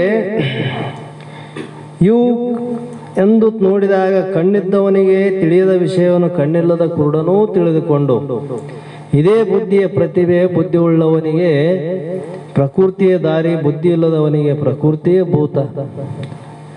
ಸುಮ್ಮನೆ ಏನಪ್ಪಾ ಅಂತಂದ್ರೆ ಅವಿವೇಕಿ ಮನುಷ್ಯ ಏನ್ ಮಾಡ್ತಾನಂದ್ರೆ ತನ್ನ ಒಂದು ಅವಿವೇಕ ಬುದ್ಧಿತನದಿಂದ ತಾನೇ ತನ್ನ ಬುದ್ಧಿಗೇಡಿರ್ತಾನ, ಇನ್ನೊಬ್ಬರನ್ನ ಬುದ್ಧಿಗೇಡಿ ಅಂತ ತಿಳ್ಕೊಂತಾನ ಅಷ್ಟ. ಯಾಕಂದ್ರೆ ಅವನ ಬುದ್ಧಿ ಅಷ್ಟಕ್ಕೆ ಸೀಮಿತ ಇರ್ತದ. ಆ ಬುದ್ಧಿಗಿನ ಸರಿಯಾಗಿ ಉಪಯೋಗ ಮಾಡಿಕೊಂಡಂತ ಅಂದ್ರೆ ಅವನಿಗೆ ಏನು ಸಂಕಲ್ಪ ಮಾಡ್ತಾನ ಅದೆಲ್ಲ ಅವನಿಗೆ ದಾರಿ ಕಾಣ್ತದ ನೋಡು. ಯಾಕಂದ್ರೆ ಬುದ್ಧಿ ಸರಿಯಾಗಿರ್ಬೇಕು ಅಂತ ಹೇಳ್ತಾರ ಅವರು. ಆ ಬುದ್ಧಿ ನಮಗೆ ಸರಿಯಾಗಿರ್ಬೇಕಾಗಿತ್ತಪ್ಪ ಅಂತಂದ್ರೆ ನಾವು ಬುದ್ಧಿವಂತರ ಜೊತೆಗೆ ಸಂಘ ಮಾಡಬಾರ್ದು. ಮತ್ತೆ ಆ ಬುದ್ಧಿ ಏನಾದ್ರು ಸಂಘ ನಾವು ಮಾಡಿದಪ್ಪ ಅಂದ್ರೆ ಮತ್ತಿಷ್ಟು ನಮ್ಮ ಬುದ್ಧಿ ಭ್ರಷ್ಟ ಆಗ್ತದೆ ಹೊರತು ಬುದ್ಧಿ ಅಂತೂ ಶುದ್ಧ ಆಗಂಗಿಲ್ಲ. ಅದಕ್ಕೆ ಹೇಳ್ಯಾರ ಮತಿಗೆ ಮಂಗಲವೀವುದು ಆವುದು ಉತ್ತಮರ ಸಂಘ ಅಂತ. ಒಳ್ಳೆಯವರ ಸಂಘ ಮಾಡಿದಪ್ಪ ಅಂದ್ರೆ ಆ ಬುದ್ಧಿಗೆ ಏನಪ್ಪಾ ಅಂದ್ರೆ ಅದೇ ಒಂದು ದೀಪ ಆಗ್ತದೆ ದಾರಿಗೆ. ಮತ್ತೆ ಅದು ಕೆಟ್ಟವ್ರ ಸಂಘ ಮಾಡಿವ ಅಂದ್ರೆ ಇದ್ದ ದೀಪನ ಆರಿಸಣ್ಣ ಕುಂತಂಗೆ ಆಗ್ತದ, ಕತ್ತಲ್ದಾಗ ತಿರುಗಿದಂಗೆ ಆಗ್ತದ ನೋಡು ಅಂತ ಹೇಳ್ತಾನ. ಈ ರೀತಿಯಿಂದ ಹೇಳಿ ಬಲದಲ್ಲಿ ಮತ್ತೆ ಮುಂದಿನ 11ನೇ ಶ್ಲೋಕದ ಹೇಳ್ತಾನ. ಬಲಂ ಬಲವತಾರಂ ಚಾಹಂ ಕಾಮ ವಿರಾಗ ವಿರ್ಜಿತಂ ಧರ್ಮ ವಿರುದ್ಧ ಭೂತೇಶ ಕಾಮೋ ಅಸ್ಮಿ ಭರತ ವರ್ಷಭ ಅಂತ ಇಲ್ಲಿ 11ನೇ ಶ್ಲೋಕದಲ್ಲಿ ಹೇಳ್ತಾನ. ನೋಡು, ಬಲವಂತರಲ್ಲಿರುವ ಕಾಮ ರಾಗಗಳಿಲ್ಲದ ಬಲವೂ ನಾನೇ ಇದ್ದೇನೆ. ಬಲ ಬಹಳ ಮಂದಿಯಲ್ಲಿ ಐತೆ, ಇಲ್ಲಂತಿಲ್ಲ. ಧನದ ಬಲ ಇರಬಹುದು, ಅಧಿಕಾರ ಬಲ ಇರಬಹುದು, ವಿದ್ಯಾಬಲ ಇರಬಹುದು, ಏನೇ ಅನೇಕ ಬಲಗಳು ಅವ್ರು ತೋರ್ತಾವ. ಅವ್ರವ್ರಿಗೆ ಯಾವ್ದು ಶ್ರೇಷ್ಠ ಅನ್ಸ ಆ ಬಲ ಅವ್ರಿಗೆ ಐತಿ, ಇಲ್ಲ ಅಂತಿಲ್ಲ. ಆದ್ರೆ ಆ ಬಲ ಹೆಂಗದ? ಕಾಮ ಮತ್ತು ರಾಗದಿಂದ ಕೂಡ್ಯದಲ್ಲಿ. ಯಾರಲ್ಲಿ ಕಾಮ ಮತ್ತು ರಾಗ ಇಲ್ಲದ ಬಲ ಐತೆ ನೋಡು, ಆ ಬಲವೇ ನಾನೇ ನೋಡು ಅಂತ ಹೇಳ್ತಾನೆ ಇಲ್ಲಿ. ಅಂತ ಬಲ ಯಾರಲ್ಲಿ ಐತೆ? ಜ್ಞಾನಿಗಳಲ್ಲಿ ಐತೆ ನೋಡು. ಅವ್ರು ಬಿಟ್ರೆ ಬೇರೆ ಯಾರಲ್ಲಿ ಇಲ್ಲ ಅದು. ಹೀಗೆ ಭೂತಗಳಲ್ಲಿರುವ ಧರ್ಮ ವಿರುದ್ಧವಲ್ಲದ ಕಾಮವು ನಾನೇ ಆಗಿರುತ್ತೇನೆ ಅಂತ ಈ ಮಾತಿನ ಹೇಳ್ತಾನೆ. ಅಂದರೆ ಭರತ ಶ್ರೇಷ್ಠ ಅಂತ ಇಲ್ಲಿ ಒಂದು ಮಾತು ಹೇಳ್ತಾನ. ಭರತ ಶ್ರೇಷ್ಠ ಅಂದ್ರೆ ಅರ್ಜುನನಿಗೆ ಒಂದು ಹೆಸರು ಕೊಟ್ಟಾರ. ಯಾಕೆ ಈ ಹೆಸರು ಕೊಟ್ಟರು ಅಂದ್ರೆ ಬ್ರಹ್ಮವಿದ್ಯೆಯನ್ನು ಸಂಪಾದಿಸುವವರು ವಂಶವು ಸಹ ಪವಿತ್ರವಾಗಿರಬೇಕೆಂದು ಸೂಚಿತವಾಗಿರುತ್ತದೆ. ಈ ಬ್ರಹ್ಮವಿದ್ಯೆ ನಮ್ಮ ಏನಾದ್ರೂ ಅದು ಪ್ರಾಪ್ತಿ ಆಗಿತ್ತಪ್ಪ ಅಂತಂದ್ರೆ ನಮ್ಮ ವಂಶ ಪರಂಪರೆಯಲ್ಲಿ ಆ ಒಂದು ಅಂಶ ಏನಾದ್ರೂ ಇದ್ರೇನೆ ಅದು ಬರ್ತದೆ, ಇಲ್ಲಾಂದ್ರೆ ಬರಂಗಿಲ್ಲ ಅಂತ. ಅರ್ಜುನನಿಗೆ ಬ್ರಹ್ಮವಿದ್ಯೆ ಪ್ರಾಪ್ತಿ ಮಾಡಿಕೊಳ್ಳುವಂತ ಬುದ್ಧಿ ಬಂತಲ್ಲ, ಮತ್ತೆ ಅವ್ರ ವಂಶದಲ್ಲಿ ಯಾರಿಗಿತ್ತು ಅಂದ್ರೆ ಅವ್ರ ತಾಯಿಗಿತ್ತು ನೋಡು, ಕುಂತಿಗೆ. ಆಕೆ ಮಹಾತ್ಮರು ದುರ್ವಾಸ ಮಹರ್ಷಿಗಳ ಸೇವೆಯನ್ನು ಮಾಡಿ ವರವನ್ನು ಪಡೆದವಳು. ಮತ್ತೆ ಆ ಸಂಸ್ಕಾರ ಆಕಿನಲ್ಲಿ ಬಂದಿತ್ತು ಇಲ್ಲ, ಆ ಸಂಸ್ಕಾರ ಇವನಲ್ಲಿ ಹುಟ್ಟಿತ್ತು ನೋಡು. ಬ್ರಹ್ಮವಿದ್ಯೆ ಪ್ರಾಪ್ತಿ ಮಾಡಿಕೊಳ್ಳಬೇಕಾದ್ರೆ ಸುಮ್ಮನೆ ಎಲ್ಲರಿಗೂ ಬರಂಗಿಲ್ಲ. ಅದು ಬ್ರಹ್ಮವಿದ್ಯೆ ಪಡಿಬೇಕಾದ್ರೆ ಸಾಮಾನ್ಯ ವಿದ್ಯೆನೇ ಪಡೆಯಕ್ಕಾಗಿಲ್ಲ ಅಂದ್ಮೇಲೆ ಬ್ರಹ್ಮವಿದ್ಯೆ ಹೆಂಗೆ ಪಡಿ? ಇಂಥ ಬ್ರಹ್ಮವಿದ್ಯೆ ಪಡಿಬೇಕಾಗಿತ್ತಂದ್ರೆ ಇಂದಿನ ಸಂಸ್ಕಾರ ರಕ್ತಗತವಾಗಿ ಹರ್ಕೊಂಡು ಬಂದಿರ್ತದ. ಆ ಸಂಸ್ಕಾರ ಅವರಲ್ಲಿ ಮೂಡ್ತಾವ. ಆ ಸಂಸ್ಕಾರಕ್ಕೆ ಅನುಗುಣವಾಗಿ ಅವರು ಆಚರಣೆ ವಿಚಾರಣೆ ಇರ್ತಾವ. ಅದಕ್ಕೆ ಇಲ್ಲಿ ಭರತ ಶ್ರೇಷ್ಠನೇ ಅಂತ ಯಾಕೆ ಹೆಸರು ಬಂತು ಅಂದ್ರೆ, ನಿನ್ನ ವಂಶ ಪರಂಪರೆಯಾಗಿ ನಿನ್ನಲ್ಲಿ ಆ ಗುಣಗಳು ಬಂದವು, ಅದಕ್ಕೆ ನೀನು ಶ್ರೇಷ್ಠನಾಗಿದ್ದಿ ಅಂತ ಹೇಳ್ತಾನೆ. ಹೀಗೆ ಪ್ರತಿ ಪದಾರ್ಥದಲ್ಲಿ ಒಂದೊಂದು ಪ್ರಕಾರದ ಬಲವಿರುತ್ತದೆ. ಬಲವಿಲ್ಲದ ಪದಾರ್ಥವು ಸಂಸಾರದಲ್ಲಿ ಇರುವುದಿಲ್ಲ. ಬಟ್ಟೆಯಲ್ಲಿ ಬಲವಿರುವುದರಿಂದಲೇ ಅದು ಉಪಯೋಗಕ್ಕೆ ಬರುತ್ತದೆ. ಅದರಂತೆ ಪ್ರತಿ ವಸ್ತುವಿನಲ್ಲಿ ಬಲವಿರಬೇಕು. ಆದರೆ ಆ ಬಲವು ಪಶು ಬಲವಾಗಿರಬಾರದು ಅಂದರು. ಬಲ ಐತೆ ಖರೆ, ಪಶು ಬಲವಾಗಿರಬಾರದು. ಪಶು ಅಂದ್ರೆ ದನಕ್ಕೂ ಬಹಳ ಬಲ ಐತೆ. ಅದಕ್ಕೆ ಗೊತ್ತೈತೆ ಏನದು ಒಳ್ಳೇದು ಯಾವುದು, ಕೆಟ್ಟದ್ದು ಯಾವುದು, ಇದು ಯೋಗ್ಯ ಯಾವುದು, ಅಯೋಗ್ಯ ಯಾವುದು ಅಂತ ಏನೋ ತಿಳಿತಿದೆ. ಅದರಂಗ ನಿನ್ನಲ್ಲಿ ಬಲ ಇತ್ತು, ಅದು ಅವಿವೇಕ ಇರಲಿಲ್ಲ ಅಂದ್ರೆ ಆ ಬಲ ಇದ್ದು ಕೂಡ ಪಶು ಸಮಾನ ಅಂತ. ಆ ಬಲ ಎದಕ್ಕೆ ಕೆಲಸಕ್ಕೆ ಬರಂಗಿಲ್ಲ ಅಂತ ಹೇಳಿದ್ರು. ಹೀಗೆ ಸಾತ್ವಿಕ ಬಲ ಮನುಷ್ಯನ ಬುದ್ಧಿಯುಳ್ಳ ಪ್ರಾಣಿ. ಆದ್ದರಿಂದ ಅವನಿಗೆ ಬುದ್ಧಿ ಬಲವೇ ಪ್ರಧಾನ. ನಮಗೆ ಯಾವ ಬಲ ಇರಬೇಕು? ಬುದ್ಧಿಯ ಬಲ ಇರಬೇಕು ಅಂದ್ರೆ ಅವರು ಪ್ರಾಣಿಗಿಂತ ಶ್ರೇಷ್ಠವಾಗಿರುವಂಥವನು ಮನುಷ್ಯ ಅಲ್ಲ. ಅವನಲ್ಲಿ ಯಾಕಪ್ಪ ಅಂದ್ರೆ ಆ ಸಾತ್ವಿಕ ಬುದ್ಧಿ ಇರೋದ್ರಿಂದ. ಹೀಗೆ ಬುದ್ಧಿ ಬಲ ಮಾತ್ರವಲ್ಲ, ಅದಕ್ಕೆ ಅನುಗುಣವಾಗಿ ಮನೋಬಲ, ಜ್ಞಾನೇಂದ್ರಿಯಗಳ ಬಲ ಮತ್ತು ಕರ್ಮೇಂದ್ರಿಯಗಳ ಬಲವಿರುತ್ತದೆ. ಎಲ್ಲ ಬಲಗಳ ಸಂಪುಟಿಯ ಮನುಷ್ಯನ ದೇಹ ಇದರಂತೆ ಧನಬಲ, ವಿದ್ಯಾಬಲ, ತಪೋಬಲ, ಜ್ಞಾನಬಲ ಹೀಗೆ ಎಲ್ಲೆಲ್ಲಿಯೂ ಬಲವಿರಬೇಕು. ಆದರೆ ಆ ಬಲವು ಕಾಮ ರಾಗ ರಹಿತವಾಗಿರಬೇಕು ಅಂದ್ರು ಅವರು. ಇವು ಇರಬೇಕು, ಬಲ ಇಲ್ಲ ಅಂತಿಲ್ಲ. ಅದರಲ್ಲಿ ಕಾಮ ಇರಬಾರ್ದು, ರಾಗ ಇರಬಾರ್ದು ಅಂದ್ರು. ಈ ರಾಗ ಕಾಮ ಇಲ್ಲದೆ ಇರುವಂಥ ಬಲ ಏನದಲ್ಲ, ಅದು ಯೋಗ್ಯವಾಗಿರುವಂಥದ್ದು. ಅಂಥ ಬಲವೇ ನಾನೇ ಇದ್ದೇನೆ ಅಂತ ಇಲ್ಲಿ ಹೇಳ್ತಾನೆ. ಹೀಗೆ ಲಭಿಸುವ ಅವಕಾಶವಿಲ್ಲದಿದ್ದರೂ ವಿಷಯಗಳನ್ನು ಕೋರುವ ತೃಷೆಗೆ ಕಾಮವೆನ್ನುತ್ತಾರೆ.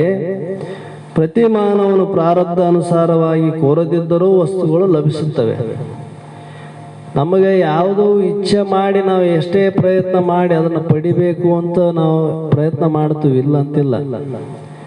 ಅದು ನಮಗೆ ಸಿಗೋದಿಲ್ಲ ಅಂತ ನಮ್ಗೆ ಗೊತ್ತಿದ್ದರೂ ಕೂಡ ನಾವು ಪ್ರಯತ್ನ ಮಾಡ್ತೀವಲ್ಲ. ಅದು ನಮ್ಮ ಕೈಗೆ ಬರಂಗಿಲ್ಲ ಅಂತ ನಮಗೆ ಪೂರ್ಣ ಮಾಹಿತಿ ಐತೆ, ಆದ್ರೂ ನಾವು ಪ್ರಯತ್ನ ಬಿಡುವಲ್ಲಿ. ಇದಕ್ಕೆ ಕಾಮ ಅಂತ ಕರೀತಾರೆ. ತನಗೆ ಗೊತ್ತಾದದ್ದು ತನಗೆ ಸ್ವಾಧೀನ ಇಲ್ಲ ಅಂತ ಆದ್ರೂ ಪ್ರಯತ್ನ ಮಾಡ್ತಾನೆ. ಹೀಗೆ ಅಪ್ರಾಪ್ತ ವಸ್ತುವಿನಲ್ಲೇ ಅವನ ದೃಷ್ಟಿ ಇದೆ. ಅವಿವೇಕ ಇದಕ್ಕೆ ಗೀತೆಯು ಕಾಮವೆಂದು ಹೆಸರನ್ನು ಕೊಟ್ಟಿದೆ. ಅಪ್ರಾಪ್ತ ವಸ್ತು ಅಂದ್ರೆ ಈ ತನಗೆ ಪ್ರಾಪ್ತಿ ಆಗದೆ ಇರುವಂತ ವಸ್ತುವಿನಲ್ಲಿ ಪ್ರಯತ್ನ ಮಾಡ್ತಾನೆ ಹೊರತು ಪ್ರಾಪ್ತಿಯಾಗ ವಸ್ತುವಿನಲ್ಲಿ ಎಂದು ಪ್ರಯತ್ನ ಮಾಡಂಗಿಲ್ಲ. ಇದಕ್ಕ ಅವಿವೇಕಿ ಅಂತ ಕರೆದ ಗೀತೆ. ಹೀಗೆ ಇದಕ್ಕೆ ಕಾಮವೆಂದು ಹೆಸರನ್ನು ಕೊಟ್ಟಿದ್ದು. ಪ್ರಾಪ್ತ ವಸ್ತುವಿನಲ್ಲಿ ಸ್ವಭಾವಾನುಸಾರವಾಗಿ ನಾಶವುಳ್ಳದ್ದಾದರೂ ಅದು ನಾಶವಾಗದೆ ಇದ್ದಂತೆಯೇ ಇರಬೇಕೆಂಬ ಭಾವನೆಯೇ ರಾಗವೆನ್ನುತ್ತಾರೆ ಅಂದರು. ನಮಗೆ ಯಾವುದೇ ವಸ್ತು ಪ್ರಾಪ್ತಿ ಆಗಿದೆ ಅಂದ್ರೆ ಅದೇನು ಹಿಂಗೆ ಶಾಶ್ವತ ಹಿಂಗೆ ಇರ್ತದೆ? ಸೂರ್ಯಚಂದ್ರ ಇರುತ್ತಾನ? ಇಲ್ಲ, ಅದು ಒಂದಿಲ್ಲ ಒಂದು ದಿವಸ ನಾಶ ಆಗದೆ, ಅದು ಗೊತ್ತಾದ ನಮಗೆ. ಆದ್ರೆ ನಾವೇನು ತಿಳ್ಕೊಂಡಿವಿ? ನಮ್ಮದು ಮಾತ್ರ ಎಂದು ನಾಶ ಆಗಬಾರ್ದಪ್ಪ, ನಂದು ಹಿಂಗೆ ಇರಬೇಕು, ನಾನು ಹೆಂಗೆ ಮಾಡೀನಿ ಅದು ಹಂಗೆ ಉಳ್ಕೋಬೇಕಂತ ನಾವು ತಿಳ್ಕೊಂಡಿವಿ. ನೀವು ಇರ್ತದೆ ನೀವು ತಿಳ್ಕೊಂಡ್ರೆ? ಇಲ್ಲ. ಪ್ರಾಪ್ತಿ ಆಗೋದು ಇಲ್ಲ ಅಂತಿಲ್ಲ, ಪ್ರಾಪ್ತಿ ಆದ್ರೂ ಹಂಗೆ ಇರಬೇಕು ಸ್ಥಿರವಾಗಿ ಅಂತ ನೀನು ಪ್ರಯತ್ನ ಮಾಡ್ತಲ್ಲ, ಇದಕ್ಕೆ ರಾಗ ಅಂತ ಕರೀತಾರ ಅಂತ ಹೇಳ್ತಾನೆ. ಹೀಗೆ ಎಷ್ಟೇ ಪ್ರಯತ್ನ ಮಾಡಿದರೂ ನಿಲ್ಲಲಾರ ವಸ್ತು ಸಿಗಿದ್ದರೂ ಅವಿವೇಕಿಯಾದ ಮಾನವನು ರಾಗಕ್ಕೆ ವಶನಾಗಿ ಅವು ತೊಲಗಿ ಹೋಗಬಾರದೆಂದು ಪ್ರಯತ್ನಿಸುತ್ತಾನೆ. ಈ ರೀತಿಯಿಂದ ತಿಳ್ಕೊಂಡ ನಾವು ವಿವೇಕ ಶೂನ್ಯನಾದಂಥ ಮನುಷ್ಯ ಅಂತ ಹೇಳ್ತಾನೆ. ಹೀಗೆ ಈ ಕಾಮರಾಗಗಳಿಂದ ರಹಿತವಾದ ಬಲವೇ ದೈವ ಬಲ ಅಂತ. ಈ ದೈವ ಬಲವೇ ಪರಮಾತ್ಮನ ಸ್ವರೂಪವು. ಇದು ಯಾರಲ್ಲಿ ಐತಲ್ಲ ಅದೇ ನೋಡು ಪರಮಾತ್ಮನ ಸ್ವರೂಪ. ವಸ್ತು ಉಪಯೋಗಿಸುವನು ಸ್ವಭಾವಕ್ಕೆ ಅನುಸಾರವಾಗಿ ಒಳ್ಳೆಯದು ಕೆಟ್ಟದು ಆಗಬಲ್ಲದು. ಆ ವಿಷಯವನ್ನು ನೀತಿಶಾಸ್ತ್ರದಲ್ಲಿ ಹೇಳಿದೆ. ವಿದ್ಯಾವಿವದಾಯ ಧನಂ ಅದಾಯ ಶಕ್ತಿ ಪರೇಶಾಂ ಪರಪೀಡಾನಾಯಂ ಕಲಶ್ಯ ಸರ್ವವಿಧೋ ವಿಪರೀತಮೇತತ್ ಜ್ಞಾನಾಯ ದಾನಾಯ ಚ ರಕ್ಷಣಾಯ ಎಂದು ನೀತಿಶಾಸ್ತ್ರದಲ್ಲಿ ಹೇಳಿದೆ. ಅಂದರೆ ವಿದ್ಯೆಯು ಲೇಖನದಲ್ಲಿ ವಿವಾದಕ್ಕೆ ಕಾರಣವಾಗುತ್ತದೆ, ಧನವು ಮದಕ್ಕೆ ಕಾರಣವಾಗುತ್ತದೆ, ಶಕ್ತಿಯು ಮತ್ತೊಬ್ಬರನ್ನು ಪೀಡಿಸುವುದಕ್ಕೆ ಕಾರಣವಾಗುತ್ತದೆ. ಅದೇ ವಿದ್ಯೆಯ ಸಾಧುವನ್ನು ಸೇರಿ ಜ್ಞಾನಕ್ಕೆ ಕಾರಣವಾಗುತ್ತದೆ, ಧನವು ಕಾರಣವಾಗುತ್ತದೆ. ಇಲ್ಲಿ ಧನವು ದಾನಕ್ಕೆ ಕಾರಣವಾಗುತ್ತದೆ. ಒಂದೇ ವಸ್ತು ಇದಾವಲ್ಲಿ. ವಿದ್ಯೆ ಸರಿಯಾದ ರೀತಿಯಿಂದ ಗುರುಮುಖದಿಂದ ಯೋಗ್ಯನಾದಂಥ ಸದ್ಗುರುವಿನಿಂದ ನಾವು ಪಡೆದವು ಅಂದರೆ ಅದು ವಿನಯ ಉಂಟು ಮಾಡ್ತದೆ ನಿನಗೆ. ನಾವು ಬಹಳ ಕಡೆ ಏನಾಗ್ತದೆ ಅಂದರೆ ನಾವು ಶಾಸ್ತ್ರ ಕೇಳ್ತೀವಿ, ನಿಜಗುಂಡ್ರು ಕೇಳ್ತೀವಿ, ಅನೇಕ ಶಾಸ್ತ್ರಗಳು, ಉಪನಿಷತ್ ಕೇಳ್ತೀವಿ, ಭಗವದ್ಗೀತೆ ಕೇಳ್ತೀವಿ, ಎಲ್ಲ ಕೇಳಿವಿ, ಇಲ್ಲ ಅಂತಿಲ್ಲ, ವಿಚಾರ ಮಾಡಿವಿ ಬಹಳಷ್ಟು ಶಾಸ್ತ್ರಗಳ ಬಗ್ಗೆ. ಎಲ್ಲ ಶಾಸ್ತ್ರಗಳು ನಿನಗೆ ಉಪಕಾರ ಮಾಡ್ಯಾವು, ನೀನು ಶಾಸ್ತ್ರಕ್ಕೆ ಉಪಕಾರ ಮಾಡಿದ್ರು. ನಾವು ಶಾಸ್ತ್ರಕ್ಕೆ ಉಪಕಾರ ಮಾಡಿಲ್ಲ, ಶಾಸ್ತ್ರ ನಮ್ಗೆ ಉಪಕಾರ ಮಾಡ್ಯಾವ. ಶಾಸ್ತ್ರ ನಮ್ಮ ಜೀವನದ ಗತಿಯನ್ನು ತೋರಿಸ್ತವ, ಶಾಸ್ತ್ರ ನಮ್ಮ ಜೀವನದ ಮಾರ್ಗವನ್ನು ತೋರಿಸ್ತವ, ನಮ್ಮ ಮೂರ್ಖತನವನ್ನು ಕಳೆದು ನಮ್ಮನ್ನು ಬುದ್ಧಿವಂತನಾಗಿ ಮಾಡ್ತಾವ ಶಾಸ್ತ್ರ. ಅಂದ್ರೆ ಮತ್ತೆ ಯಾರಿಗೆ ಯಾರು ಉಪಕಾರ ಮಾಡಿದಂಗೆ ಆಯ್ತು. ಶಾಸ್ತ್ರ ನಮ್ಗೆ ಉಪಕಾರ ಮಾಡ್ತದೆ. ಮತ್ತೆ ನಾವು ಯಾರಿಗೂ ಗೌರವ ಕೊಡಬೇಕು? ಶಾಸ್ತ್ರಕ್ಕೂ ಗೌರವ ಕೊಡಬೇಕು, ಶಾಸ್ತ್ರವನ್ನು ನಮಗೆ ತಿಳಿಸ್ತಕ್ಕಂಥವ್ರಿಗೆ ನಾವು ಗೌರವ ಕೊಡಬೇಕು. ಯಾಕಂದ್ರೆ ಅವರಿಂದ ನಾವು ನಮ್ಮ ವೃತ್ತಿಯನ್ನು ಬದಲಾವಣೆ ಮಾಡಿಕೊಂಡು ಯೋಗ್ಯವಾದ ಮಾರ್ಗವನ್ನು ನಾವು ಹಿಡ್ತೀವಿ ಅಂತಂದ ಮೇಲೆ ಅದರಲ್ಲಿ ಬಲ ಇಲ್ಲೇನು? ಶಾಸ್ತ್ರದಲ್ಲಿ ಬಲ ಇಲ್ಲೇನು? ಬೇಕಾದಷ್ಟು ಬಲ ಅದ, ನಿನಗೆ ಅದನ್ನು ಉಪಯೋಗ ಮಾಡಿಕೊಂಬುದು ಗೊತ್ತಿಲ್ಲ ಅಷ್ಟೇ. ಶಾಸ್ತ್ರವನ್ನು ಶಸ್ತ್ರ ರೀತಿ ನೀ ಪ್ರಯೋಗ ಮಾಡಕತ್ತಿದ್ದಿ, ಅದು ನಿನ್ನ ಮೂರ್ಖ ಬುದ್ಧಿತನ. ಶಾಸ್ತ್ರವನ್ನು ಯಾವತ್ತಿಗೆ ಶಸ್ತ್ರ ರೂಪದಿಂದ ಪ್ರಯೋಗ ಮಾಡಿಲ್ಲ ಮಹಾತ್ಮರು. ಶಾಸ್ತ್ರವನ್ನು ಶಾಸ್ತ್ರ ರೀತಿಯಿಂದನೇ ಪ್ರಯೋಗ ಮಾಡ್ಯಾರ. ಶಸ್ತ್ರ ರೂಪವಾಗಿ ಉಪಯೋಗ ಮಾಡಿದಪ್ಪ ಅಂದ್ರೆ ಇನ್ನೊಬ್ಬನ ಜೀವನ ವಿನಾಶಕ್ಕೆ ಕಾರಣ ಆಗ್ತದೆ. ಅದೇ ಶಾಸ್ತ್ರವನ್ನು ಸರಿಯಾದ ರೀತಿಯಿಂದ ಉಪಯೋಗ ಮಾಡಿಕೊಂಡ್ರೆ ಅದೇ ಅವನ ಜೀವನಿಗೆ ಮಾರ್ಗದರ್ಶನ ಆಗ್ತದೆ. ಅಂದ್ರೆ ಇಲ್ಲಿ ವಿದ್ಯೆಯಲ್ಲಿ ತಪ್ಪಾಯಿತು, ಅದನ್ನು ಸಂಪಾದನೆ ಮಾಡುವಂಥ ಯೋಗ್ಯತೆ ನಮಗಿರಬೇಕು. ಅದನ್ನ ಹೇಳುವಂಥ ಯೋಗ್ಯ ಗುರುವಿನಲ್ಲಿ ನಾವು ಹೋಗಿ ತಿಳಿದಾಗ ಅದು ನಮಗೆ ವಿನಯ ತಂದು ಕೊಡ್ತದೆ. ವಿನಯ ಸುಮ್ಮನೆ ಬರೋದಲ್ಲ. ಪೊಲೀಸ್ ಸ್ಟೇಷನ್ದಾಗ ಹೋದಾಗ ಹಾಕಿ ಒದ್ದಿರ್ತಾರ ನೋಡ, ಕೆಳಗ ಮೇಲೆ ಒದೆ ಕಲ್ಕ ಕೈ ಕಾಲು ಹಿಡಕ್ಕೆ ಶಪ್ಪ ನಾನು ತಪ್ಪಾಯ್ತು ಅಂತ ಕೈ ಮುಗಿದು ಕುಂದಿರ್ತಾನ. ಅವನಿಗೆ ವಿನಯ ಬಂದದ. ಅಲ್ಲಿ ಎದಕ್ಕೆ ಬಂದದ? ಇದಿಷ್ಟು ಒದಿಸಂಬತ್ತು ತಪ್ಪಿಸ್ಕೊಂಡ್ರೆ ಸಾಕು, ನಾನು ಹೊರಗೆ ಮತ್ತೆ ಅದೇ ಹಂಗ ನಾವು ವಿನಯದ ಪದ್ಧತಿ ಮಾಡಿದಪ್ಪ ಅಂದ್ರೆ ಅದು ಕೆಲಸ ಕೊಡಂಗಿಲ್ಲ. ವಿನಯ ಅಂತ ಹೆಂಗಿರ್ಬೇಕು? ಭಾವ ತುಂಬಿ ಯಾವಾಗಲೂ ಇರ್ತದ. ಆ ವಿದ್ಯೆಗೆ ಎಷ್ಟು ಮಹತ್ವ ಐತೆ ಅದಕ್ಕಿಂತ ಹೆಚ್ಚಿನ ಮಹತ್ವ ಕೊಡ್ತಾನ. ಯಾಕಂದ್ರೆ ಅಂಥ ವಿನಯದಿಂದ ಕೂಡಿರಬೇಕು ವಿದ್ಯೆ ಇತ್ತಂದ್ರೆ. ಅದಕ್ಕೆ ವಿದ್ಯಾವಂತರ ಅಂತ ಕರೀತಾರೆ. ನಾವು ಸ್ವಲ್ಪ ಕಲ್ತ ಕೇಸಿ ಅದರಲ್ಲಿ ಅಭಿಮಾನ ಜಾಸ್ತಿ ಮಾಡಿಬಿಡ್ತೀವಿ. ಹಂಗಾದಾಗ ಅದೇನಾಗ್ತದೆ ಅಂದ್ರೆ ಅಹಂಕಾರಕ್ಕೆ ಕಾರಣ ಆಗ್ತದೆ. ಅದಕ್ಕೆ ವಿದ್ಯೆ ವಿನಯದಲ್ಲೇ ಯೋಗ್ಯವಾಗಿರ್ತದ. ಮತ್ತು ಧನವು ದಾನಕ್ಕೆ ಕಾರಣವಾಗಬೇಕು. ಮತ್ತೆ ಧನ ಐತೆ ಖರೆ, ಅದೇ ಧನ ನಿನಗೆ ದುಃಖಕ್ಕೂ ಕಾರಣ ಐತೆ. ಅದೇ ದಾನಕ್ಕೆ ಉಪಯೋಗ ಮಾಡಿದಪ್ಪ ಅಂದ್ರೆ ಅದು ನಿನ್ನ ಸುಖಕ್ಕೆ ಕಾರಣ ಆಗ್ತದೆ. ಈ ರೀತಿಯಿಂದ ನಿವಾರಣೆ ಮಾಡಲು ಅದರ ಪರೋಪಕಾರಕ್ಕೆ ಕಾರಣವಾಗಿರುತ್ತದೆ. ಈ ರೀತಿಯಿಂದ ನೀನು ತಿಳ್ಕೋ ಅಂತ ಹೇಳ್ತಾನೆ. ಇನ್ನು ಧರ್ಮ ವಿರುದ್ಧ ಭೂತೇಶು ಕಾಮೋಸ್ಮಿ ಭರತ ವರ್ಷಭ ಅಂತ ಇಲ್ಲಿ ಹೇಳ್ತಾನಲ್ಲ. ಧರ್ಮಕ್ಕೆ ವಿರುದ್ಧವಲ್ಲದ ಕಾಮವು ಪರಮಾತ್ಮನ ಸ್ವರೂಪ. ಕಾಮವು ಧರ್ಮ ಅನುಕೂಲವಾಗಿದ್ದರೆ ಮೋಕ್ಷವನ್ನು ಕೊಡಬಲ್ಲದು ಅಂದ್ರು. ಕಾಮ ಅಂದ್ರೆ ಇಚ್ಛೆ. ಇಚ್ಛೆ ಇಲ್ಲದ ಜಗತ್ತಿನಲ್ಲಿ ಯಾರು ಇಲ್ಲ. ಎಲ್ಲರಿಗೂ ಒಂದೊಂದು ಇಚ್ಛೆ ಇದ್ದೇ ಇರ್ತಾವ. ನಮಗೆ ಏನಾದ್ರೂ ಒಂದು ಇಚ್ಛೆ ಬೇಕಾ? ಇಚ್ಛೆ ಐತೆ, ಆದ್ರೆ ಅದು ಹೆಂಗಿರ್ಬೇಕು? ಇಚ್ಛೆ ಧರ್ಮ ವಿರೋಧವಾಗಿರಬಾರ್ದು ಅಂದ್ರು. ಧರ್ಮಕ್ಕೆ ಅನೇಕ ಅರ್ಥಗಳು ಹೇಳಿದ್ರು ಕೂಡ ಅಲ್ಲಿ ಎರಡೇ ಅರ್ಥ ಹೇಳ್ಯಾರ ಅವರು. ಒಂದು ಪ್ರವೃತ್ತಿ, ಒಂದು ನಿವೃತ್ತಿ. ಇವೆರಡು ಧರ್ಮಕ್ಕೆ ವಿರೋಧವಾಗದಂತ ಇಚ್ಛೆ ನಿನ್ನಲ್ಲಿ ಇತ್ತಪ್ಪ ಅಂದ್ರೆ ಅದು ಪರಮಾತ್ಮನ ಸ್ವರೂಪವೇ ಅಂತ ಹೇಳ್ತಾನ. ಯಾಕೆಂದರೆ ಅದು ಧರ್ಮ ವಿರೋಧವಾಗಿದ್ದರೆ ನರಕವನ್ನು ಸೇರಿಸಬಲ್ಲದು. ಪ್ರವೃತ್ತಿ ರೂಪ ಧರ್ಮನೇ ಇರಲಿ, ನಿವೃತ್ತಿ ರೂಪ ಧರ್ಮನೇ ಇರಲಿ, ಧರ್ಮ ಏನ್ ಹೇಳ್ತದ ಅಂದ್ರೆ ನೀನು ನೀತಿವಂತನಾಗಿ ನಡಿ ಅಂತ ಹೇಳ್ತದ. ಧರ್ಮಶಾಸ್ತ್ರದಲ್ಲಿ ಅನೇಕ ರೀತಿ ವಿಧವಾಗಿ ಹೇಳ. ಧರ್ಮದಲ್ಲಿ ಎರಡೇ ಇದಾವೆ, ಪ್ರವೃತ್ತಿ ಐತೆ, ನಿವೃತ್ತಿ ಐತೆ. ಪ್ರವೃತ್ತಿ ಧರ್ಮ ಯಾವುದು? ಈ ಲೌಕಿಕ ಧರ್ಮ ಅಂತಾರ. ನಿವೃತ್ತಿ ಧರ್ಮ ಯಾವುದು? ಇಲ್ಲಿ ಮೋಕ್ಷ ಸಾಧನವಾಗಿರುವಂತ ಮುಮುಕ್ಷ ಧರ್ಮ ಅಂತಾರ. ಮತ್ತೆ ಅದರಲ್ಲಿ ಆದ್ರೂ ನೀತಿ ಅದ, ಇದರಲ್ಲಿ ಆದ್ರೂ ನೀತಿ ಅದ. ನೀತಿ ತಪ್ಪಿ ನಡೆದಪ್ಪ ಅಂದ್ರೆ ಅದು ನರಕಕ್ಕೆ ಸೇರಿಸ್ತದ. ಅದೇ ನೀತಿ ಹಿಡಿದು ಹೋದಿ ಅಂದ್ರೆ ನಿನ್ನ ಸುಖವನ್ನು ಕೊಡ್ತದೆ ಈ ಲೋಕದಲ್ಲಿಯೂ ಮತ್ತು ಪರಲೋಕದಲ್ಲಿ. ಮತ್ತೆ ಮೋಕ್ಷ ಮಾರ್ಗದಲ್ಲಿ ನಡೆದಪ್ಪ ಅಂದ್ರೆ ಇಹಪರದ ದುಃಖವನ್ನು ಕಳೆದು ನಿನ್ನ ನಿತ್ಯ ಸುಖವನ್ನು ಅನ್ನುವಂಥ ಮುಕ್ತನನ್ನ ಮೋಕ್ಷ ಆನಂದವನ್ನು ಉಂಟು ಮಾಡುವಂತ ಮಾರ್ಗದರ್ಶನ ಮಾಡ್ತದ ಧರ್ಮ. ಅದನ್ನ ಉಪಯೋಗ ಮಾಡಿಕೊಳ್ಳೋದು ಅವ್ರವ್ರಿಗೆ ಬಿಟ್ಟಿದ್ದು ಅಂತ ಇಲ್ಲಿ ಹೇಳ್ತಾರ. ಹೀಗೆ ಅಸೂರಿ ಸಂಪತ್ತು ಕಾಮವು ಸ್ವರೂಪತ್ವಂ ಶತ್ರುವಲ್ಲ, ಅದು ಉಪಯೋಗಿಸಿಕೊಳ್ಳುವನ ಅವಿವೇಕದಿಂದ ಶತ್ರುವಾಗಿ ಪರಿಣಮಿಸುತ್ತದೆ. ಯಾರು ಉಪಯೋಗ ಮಾಡಿಕೊಳ್ತಾರ ಅವರಿಂದ ಅದು ಪರಿಣಾಮ ಆಗ್ತದ, ಅದು ಶತ್ರು ಅಲ್ಲ ಧರ್ಮ. ನಾವ್ ಹೆಂಗ್ ಉಪಯೋಗ ಮಾಡಿಕೊಂತೀವಿ ಹಂಗ ಅದು ನಮಗ್ ಶತ್ರು ಆಗಿರ್ತದ ಅಂತ ಹೇಳ್ತಾನೆ. ಹೇಗೆಂದರೆ ಮುಮುಕ್ಷುಗಳೆಲ್ಲರೂ ಮೋಕ್ಷವನ್ನು ಬಯಸುತ್ತಾರೆ, ಈ ಬಯಕೆಯು ಕಾಮ. ಮೋಕ್ಷ ಬೇಕನ್ನೋದು ಬಯಕೆ ಕಾಮ. ಇದು ಪವಿತ್ರ ಮಿತ್ರನಂತೆ ಸಹಾಯವೂ ಮಾಡುತ್ತದೆ, ಅದು ವಿಷಯಗಳನ್ನು ಬಯಸಿದರೆ ಶತ್ರುವಾಗುತ್ತದೆ. ಮೋಕ್ಷ ಬಯಸೋದು ಕಾಮ ಇರ್ಲಿ ಇಚ್ಛೆ, ಮತ್ತೆ ಇದನ್ನು ಇರಬೇಕು ಅದನ್ನು ಇರಬೇಕಂದ್ರೆ ಅದೇ ನಿನಗೆ ಶತ್ರು ಆಗ್ತದೆ ನೋಡಂದ್ರು. ಮೋಕ್ಷದ ಇಚ್ಛೆ ನೀ ಮಾಡ್ತದಂದ್ರೆ ವಿಷಯದ ಇಚ್ಛೆಯನ್ನು ನೀ ತ್ಯಾಗ ಮಾಡು. ಯಾಕಂದ್ರೆ ವಿಷಯಗಳು ಕ್ಷಣಿಕ ಇದಾವ, ಮೋಕ್ಷ ಸುಖ ನಿತ್ಯ ಅದ. ಇಂತಹ ಸುಖವನ್ನು ನೀ ಅನುಭವ ಮಾಡಬೇಕಾಗಿತ್ತಪ್ಪ ಅಂದ್ರೆ ವಿಷಯ ಇಚ್ಛೆಯನ್ನು ನೀ ತ್ಯಾಗ ಮಾಡಬೇಕು. ನಾನು ಎರಡು ಇರಬೇಕಂದ್ರೆ ಅದೇ ನಿನಗೆ ಶತ್ರು ಆಗಿರ್ತದೆ ನೋಡು ಅಂತ ಹೇಳ್ತಾನೆ. ಹೀಗೆ ಶಾಸ್ತ್ರ ಅನುಕೂಲವಾದ ಪತ್ನಿ ಪುತ್ರರು ಅಭಿಲಾಷೆಯು ಕಾಮವೆಂದು ಹೇಳಿರುತ್ತಾರೆ. ಈ ಕಾಮವು ನಮ್ಮನ್ನು ಅಧೋಗತಿಗೆ ತೆಗೆದುಕೊಂಡು ಹೋಗಲಾರದು. ಯಾಕಂದ್ರೆ ಕೆಲವರು ಶಾಸ್ತ್ರಗಳಲ್ಲಿ ಹೇಳ್ಯಾರ ಏನಪ್ಪಾ ಅಂದ್ರೆ ಈ ಸ್ತ್ರೀ ಪುತ್ರ ಧನ ಕನಕಾದಿಗಳು ಭೋಗ ವಸ್ತುಗಳು ಇವ್ರನ್ನ ಕೂಡಿದ್ದವನು ಇವನಿಗೆ ಅಧೋಗತಿ ಕರ್ಕೊಂಡು ಹೋಗ್ತದ ಅಂತ ಹೇಳ್ತಾರೆ.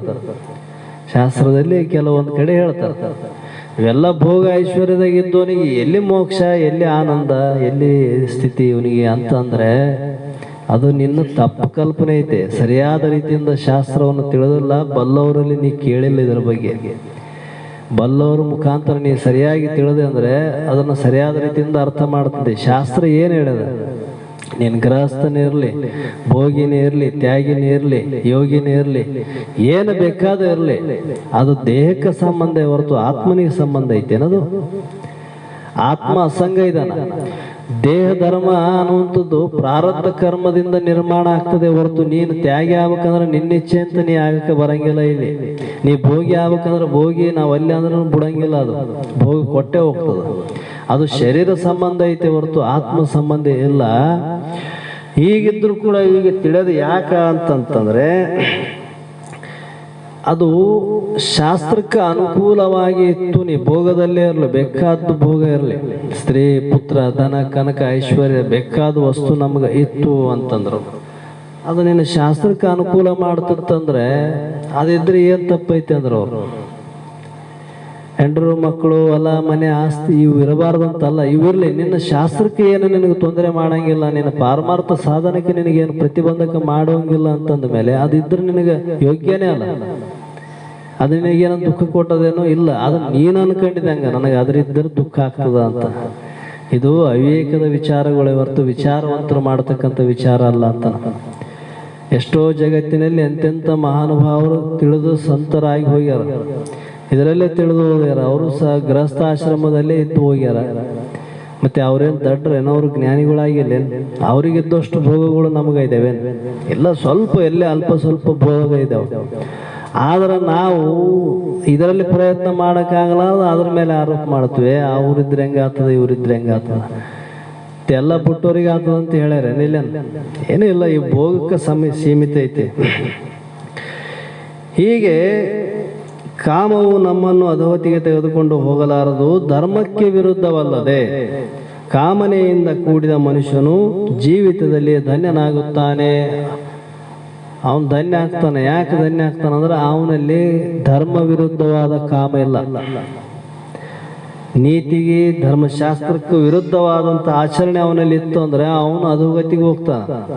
ಆದ್ರೆ ಅವನು ಅದನ್ನು ಸರಿಯಾದ ರೀತಿಯಿಂದ ಮಾರ್ಗವನ್ನು ಪಾಲನೆ ಮಾಡಿಕೊಂತ ತನ್ನ ಕರ್ಮಗಳನ್ನು ತಾನು ನಿಭಾಯಿಸಂತ ಶಾಸ್ತ್ರ ಮಾರ್ಗವನ್ನು ಹಿಡಿದು ಮಹಾತ್ಮರ ವಾಕ್ಯದಲ್ಲಿ ವಿಶ್ವಾಸ ಇಟ್ಟು ದಾರಿ ನಡಿತಾನ ಅಂತಂದ್ರೆ ಅವನೆಂದೂ ಅಧೋಗತಿಗೆ ಹೋಗೋದಿಲ್ಲ. ಅವನು ಸದ್ಯ ಇಲ್ಲದೆ ಇರ್ಬೋದು, ಜನ್ಮಾಂತರ ಹೋದ್ರೂ ತೊಂದರೆ ಇಲ್ಲ, ಅವನಾದ್ರೆ ಸದ್ಗತಿನೇ ಹೊಂದುತ್ತಾನ ಹೊರತು ದುರ್ಗತಿ ಅವನಿಗೆ ಎಂದೂ ಬರಂಗಿಲ್ಲ ಅಂತದ. 2ನೇ ಅಧ್ಯಾಯದಲ್ಲಿ ಸ್ಥಿತಪ್ರಜ್ಞಾನ ಲಕ್ಷಣಗಳನ್ನು ವಿವರಿಸುವಾಗ ಗೀತೆಯು ಪ್ರಜಾತಿ ಯದಾ ಕಾಮಾನ್ ಸರ್ವಾನ್ ಪಾರ್ಥ ಮನೋಗತಾನ್ ಎಂದು ಹೇಳಿದ ಯಾವಾಗ ಮನುಷ್ಯನಲ್ಲಿರುವ ಕಾಮನೆಗಳೆಲ್ಲವೂ ಬಿಟ್ಟು ಹೋದಾಗ ಸ್ಥಿತಪ್ರಜ್ಞನಾಗುತ್ತಾನೆ ಎಂದರ್ಥ. ಇಲ್ಲಿ ಕಾಮನೆಗಳನ್ನೇ ಇರಕೂಡದೆಂದು ಹೇಳಿದೆ. ಈ ಅಧ್ಯಾಯದಲ್ಲಿ ಧರ್ಮ ವಿರುದ್ಧವಲ್ಲದ ಕಾಮವು ಭಗವತ್ ಸ್ವರೂಪವೆಂದು ನೀವು ಹೇಳುತ್ತೀರಿ. ಅಲ್ಲಿದ್ರೆ ಹಂಗೆ ಹೇಳಿರಿ, ಇಲ್ಲಿ ಹಿಂಗೆ ಹೇಳ್ತಾರಲ್ರ, ಇದ್ರಿ ಏನು ತಪ್ಪಿಲ್ಲ ಅಂತ ಹೇಳ್ತಾರಂದ್ರೆ ಇಲ್ಲಿ ಹೇಳ್ತಾನ ಪರಸ್ಪರ ವಿರುದ್ಧವು ಕಂಡು ಬರುತ್ತದೆ. ಆಳವಾಗಿ ವಿಚಾರ ಮಾಡಿ ನೋಡಿದರೆ ಏನಾಗ್ತದಂದ್ರೆ ವಿರೋಧವೇನೂ ಇಲ್ಲ. ಒಂದು ಸಿದ್ಧಾವಸ್ಥೆ ಸ್ವರೂಪ, 2ನೇದು ಸಾಧನಾವಸ್ಥೆಯ ಸ್ವರೂಪ. ಸಿದ್ಧಾವಸ್ಥೆಗಳಲ್ಲಿ ಕಾಮನೆಗಳು ಇಲ್ಲ, ಸಾಧನಾವಸ್ಥೆಯಲ್ಲಿ ಶುದ್ಧವಾದ ಕಾಮನೆಗಳು ಇರಲೇಬೇಕು. ತಿಲ್ಲೋದ್ರೆ ನೀ ಹೆಂಗೆ ಪ್ರವೃತ್ತಿ ಆಗ್ತಪ್ಪ, ನಾನು ಹಿಂಗೈತೆ, ನನಗೆ ಹಿಂಗೆ ಸಂಸಾರ ಐತೆ, ನನಗೆ ಇಂಥದ್ದೈತೆ, ನನಗೆ ಅಂಥದ್ದೈತೆ ಅಂತ ಅಲ್ಲೇ ಮನೆಗೆ ಕುಂದಿರ್ಬೇಕಾಗ್ತದ. ನೀ ಯಾವಾಗ ಗುರುವಿನ ಕಡೆ ಬರ್ಬೇಕು, ಯಾವಾಗ ಶಾಸ್ತ್ರ ಕೇಳಬೇಕು, ಯಾವಾಗ ಧನ್ಯ ಆಗ್ಬೇಕು. ಬರೀ ಇದ್ರಾಗೆ ಜೀವನ ಹೊಂಟೋಯ್ತು, ನಾವು ತಿಳಿದೇವ.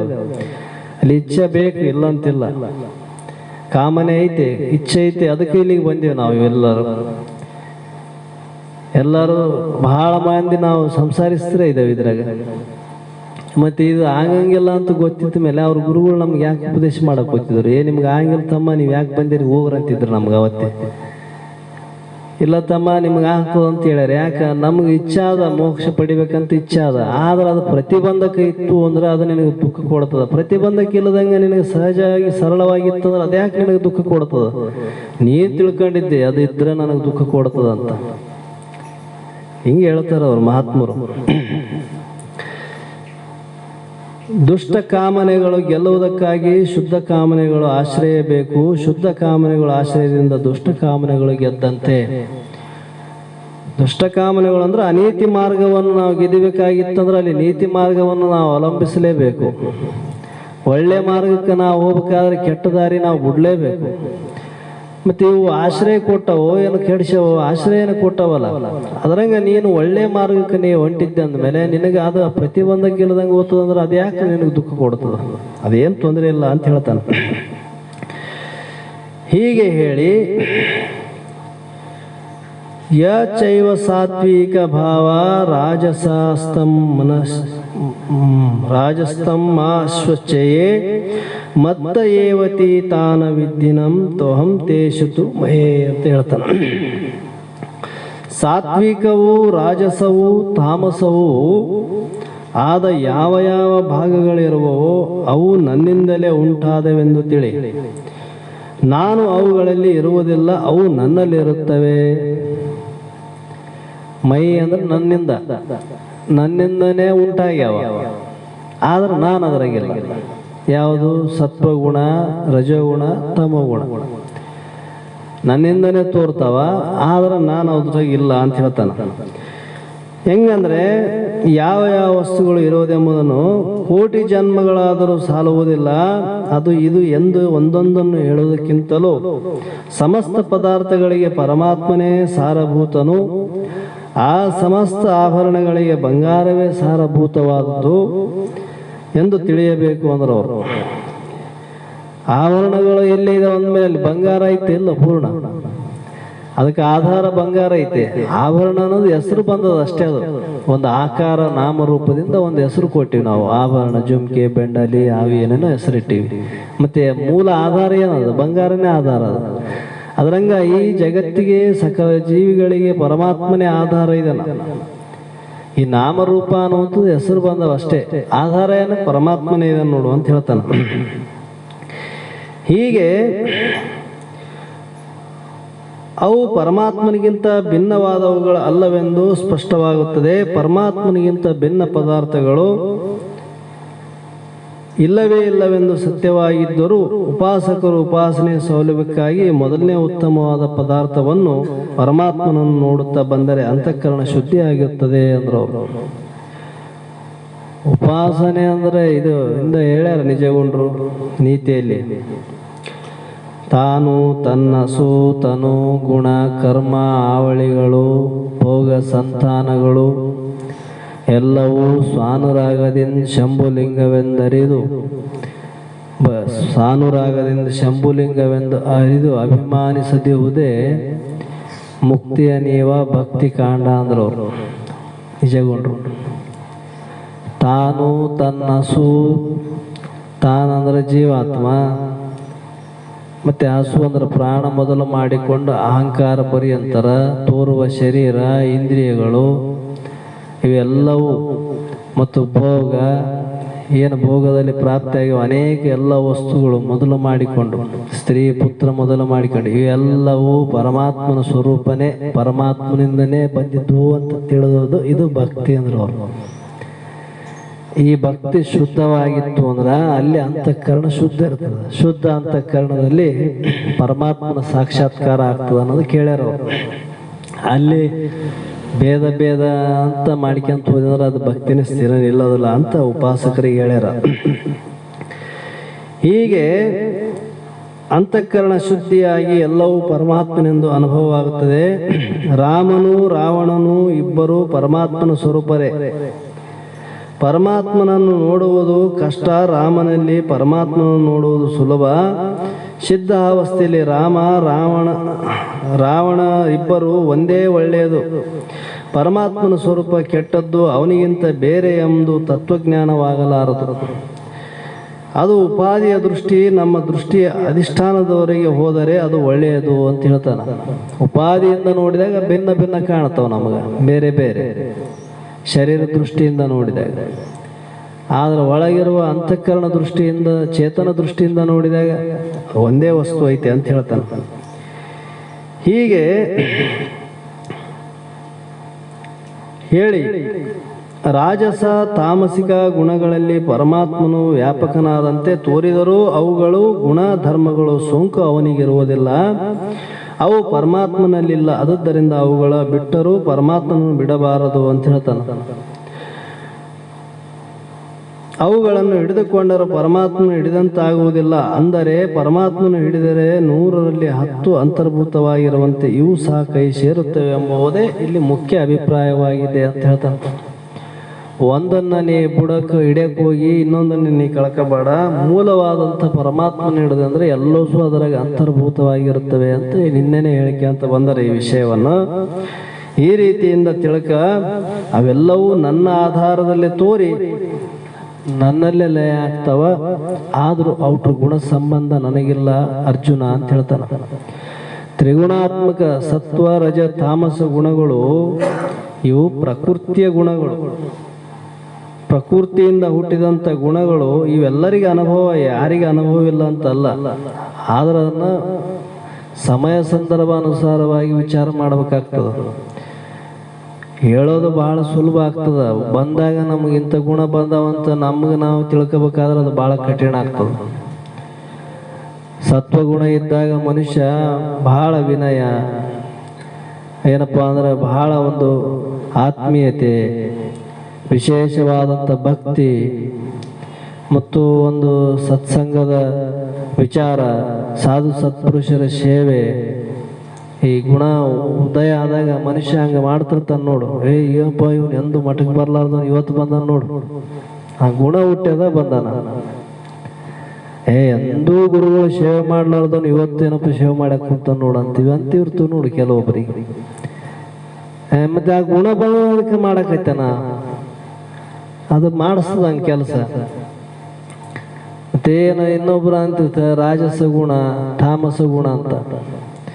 ಸತ್ವಗುಣ ಬರೋದು ಬಹಳ ಕಠಿಣ.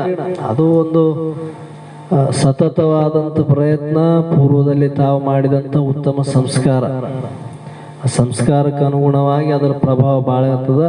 ನಮ್ಮ ಶಾಸ್ತ್ರ ಆದರೂ ಸತ್ವಗುಣಕ್ಕೆ ಪ್ರಧಾನ ಕೊಡ್ತದ. ಆ ಸತ್ವಗುಣ ಪ್ರಧಾನ ಎಲ್ಲಿ ಜಾಸ್ತಿ ಇರ್ತದ ಅಲ್ಲಿ ಶಾಸ್ತ್ರಜ್ಞಾನ ಸರಳ ರೀತಿಯಿಂದ ಆಗ್ತದ. ಅಲ್ಲಿ ಭಾಳ ಕಷ್ಟಪಡೋದಿಲ್ಲ. ಅವನಿಗೆ ಸ್ವಲ್ಪ ವಿಚಾರಗಳನ್ನು ತಿಳಿಸಿಕೊಟ್ರು ಅವನು ತಿಳ್ಕೊಂಬ ಸಾಮರ್ಥ್ಯ ಇರ್ತದೆ, ಬುದ್ಧಿ ಶುದ್ಧ ಇರ್ತದೆ.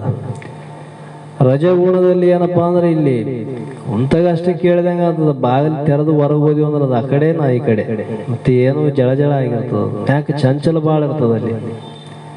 ಆ ವೃತ್ತಿ ಅಂದ್ರೆ ನೋಡು, ಅವಾಗೆ ಮನುಷ್ಯ ನಿಂತಲ್ಲಿ ನಿಂದ್ರಂಗಿಲ್ಲ, ಮಾತಿನ ಮೇಲೆ ನಡೆಯಕ್ಕೆ ಹಂಗಿಲ್ಲ, ಅಷ್ಟು ಚಂಚಲ ಮಾಡ್ತದ ಅಲ್ಲಿ. ಕಾಮ ಕ್ರೋಧಾದಿಗಳು ಬಹಳ ಚಂಚಲ ಹುಟ್ಟತಾವ. ಇವೆಲ್ಲ ಯಾಕಂದ್ರೆ ಗುಣಪ್ರಭಾವ. ಮತ್ತೆ ಇವು ಶಾಸ್ತ್ರ ಹೇಳ್ತಾವ ನಿನ್ನಲ್ಲೇ ಇದಾವ, ನಿನ್ನಲ್ಲೇ ತೋರ್ತಾವ. ಮತ್ತೆ ಈ ಅನುಭವನೂ ಐತೆ ನಮ್ಗ.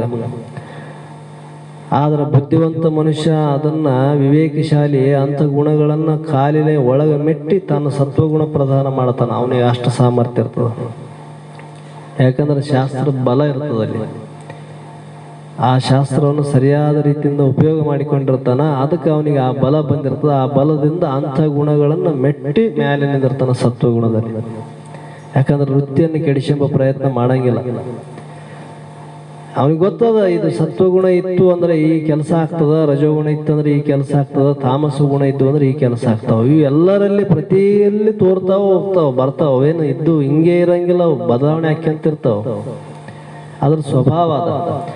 ಆದರೆ ಈ ಗುಣಕ್ಕೆ ಅತೀತನಾಗಿರುವಂಥವನು ಪರಮಾತ್ಮ. ಈ ತ್ರಿಗುಣಗಳು ನಿನ್ನಲ್ಲೇ ತೋರಿ ನಿನ್ನಲ್ಲೇ ಲಯ ಆಗ್ತಾವ. ಈ ಮೂರು ಗುಣಗಳನ್ನು ತಿಳಿಯುವಂತಹ ಶುದ್ಧ ಚಿನ್ಮಯ ರೂಪ ನೀ ಇದ್ದೀನಿ, ಅದು ನೀ ಪರಬ್ರಹ್ಮ ಸ್ವರೂಪ ಇದ್ದೆ, ಅಂಥ ಆತ್ಮ ನೀ ಇದ್ದೆ. ನಾವು ಒಂದು ಗುಣನೇ ತಡೆಯಕ್ಕಾಗವಲ್ಲ, ಇನ್ನು ಮೂರು ಗುಣಗಳನ್ನು ದೂರಿಟ್ಟು ಸಾಕ್ಷಿಯಾಗಿ ನೋಡುವಂತ ಒಂದು ದಿವ್ಯ ಬುದ್ಧಿ ಬರಬೇಕಾಗಿತ್ತಪ್ಪ ಅಂತಂದ್ರೆ ಅದಕ್ಕೆ ಒಂದೇ ಒಂದು ದಾರಿ. ಅದಕ್ಕೆ ಹೇಳಿದ್ರು ಅವರು, ಬುದ್ಧಿಯನ್ನು ಸತ್ವ ಪ್ರಧಾನವಾಗಿ ಉಪಯೋಗ ಮಾಡು. ಅದರಿಂದ ಅಭ್ಯಾಸ ಬಲದಿಂದ, ಆ ಒಂದು ಅಭ್ಯಾಸದ ಬಲದಿಂದ ನಮಗೆ ವೃತ್ತಿ ತೀವ್ರ ಆಗಿ ಮುಂದೆ ಏನಪ್ಪಾ ಅಂದ್ರೆ ಈ ಒಂದು ಜ್ಞಾನವನ್ನು ಉಂಟು ಮಾಡುತ್ತಾ ಅನ್ನುವಂಥ ಮಾತನ್ನು ಹೇಳಿ ಇವತ್ತಿನ ಶಾಸ್ತ್ರಕ್ಕೆ ಇಲ್ಲಿಗೆ ಮಂಗಲವನ್ನು ಹೇಳೋಣ.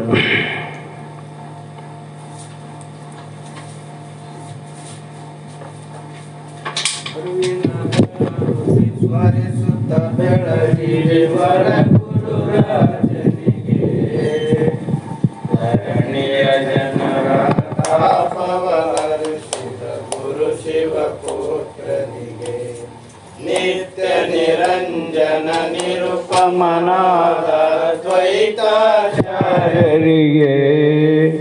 ಸಾಧ್ವಸ್ವಂ ಸಾಧ್ವಿಕ್ಕಿಂ ತಿಳಿಪಿದ ಸತ್ಯಾನಂದನಿಗೆ ಗರಗದ ಶ್ರೀ ಗುರು ಮಡಿವಾಳಿ ಶನವರದಿಂಜನಿಸಿದಗೆ ಪರಮ ಸದ್ಗುರು ಶ್ರೀ ಸಿದ್ಧರೂಢರ ಕರುಣೆಯ ಕಂದನಿಗೆ ವರ ನಿಜ ಗುಣ ವಿರಚಿತ ಶಾಸ್ತ್ರದ ಗುರುತನು ತಿಳಪಿದಗೆ ಮೆರೆಯುವ ಒಬ್ಬಳ್ಳಿ ಶಾಂತಾಶ್ರಮದು ಅರುಷರಿ ವಾಸಿಪಗೆ ಅರಿವಿನ ರೊಟ್ಟಿ ಸರಿಸುತ್ತ ಬೆಳಗಿರೆ ವರಗುರು ರಾಜನಿಗೆ ಧರಣಿಯ ಜನರ ತಾಪವಾರಿಸಿದ ಗುರು ಶಿವಪುತ್ರನಿಗೆ ಶಾಶ್ವತಂ ಶಾಂತಂ ವ್ಯೋಮಾತೀತಂ ನಿರಂಜನಂ ನಾದಬಿಂದು ಕಲಾತೀತಂ ತಸ್ಮೈ ಶ್ರೀ ಗುರುವೇ ನಮಃ. जगद्गुरु सिद्धारूढ़ स्वामी महाराज की जय, शिवपुत्र स्वामी महाराज की जय, श्री सद्गुरु बसवानंद स्वामी महाराज की जय, सद्गुरु अभिनव निजगुण महाराज की जय, साधु संत महाराज की जय। मंगलम जय।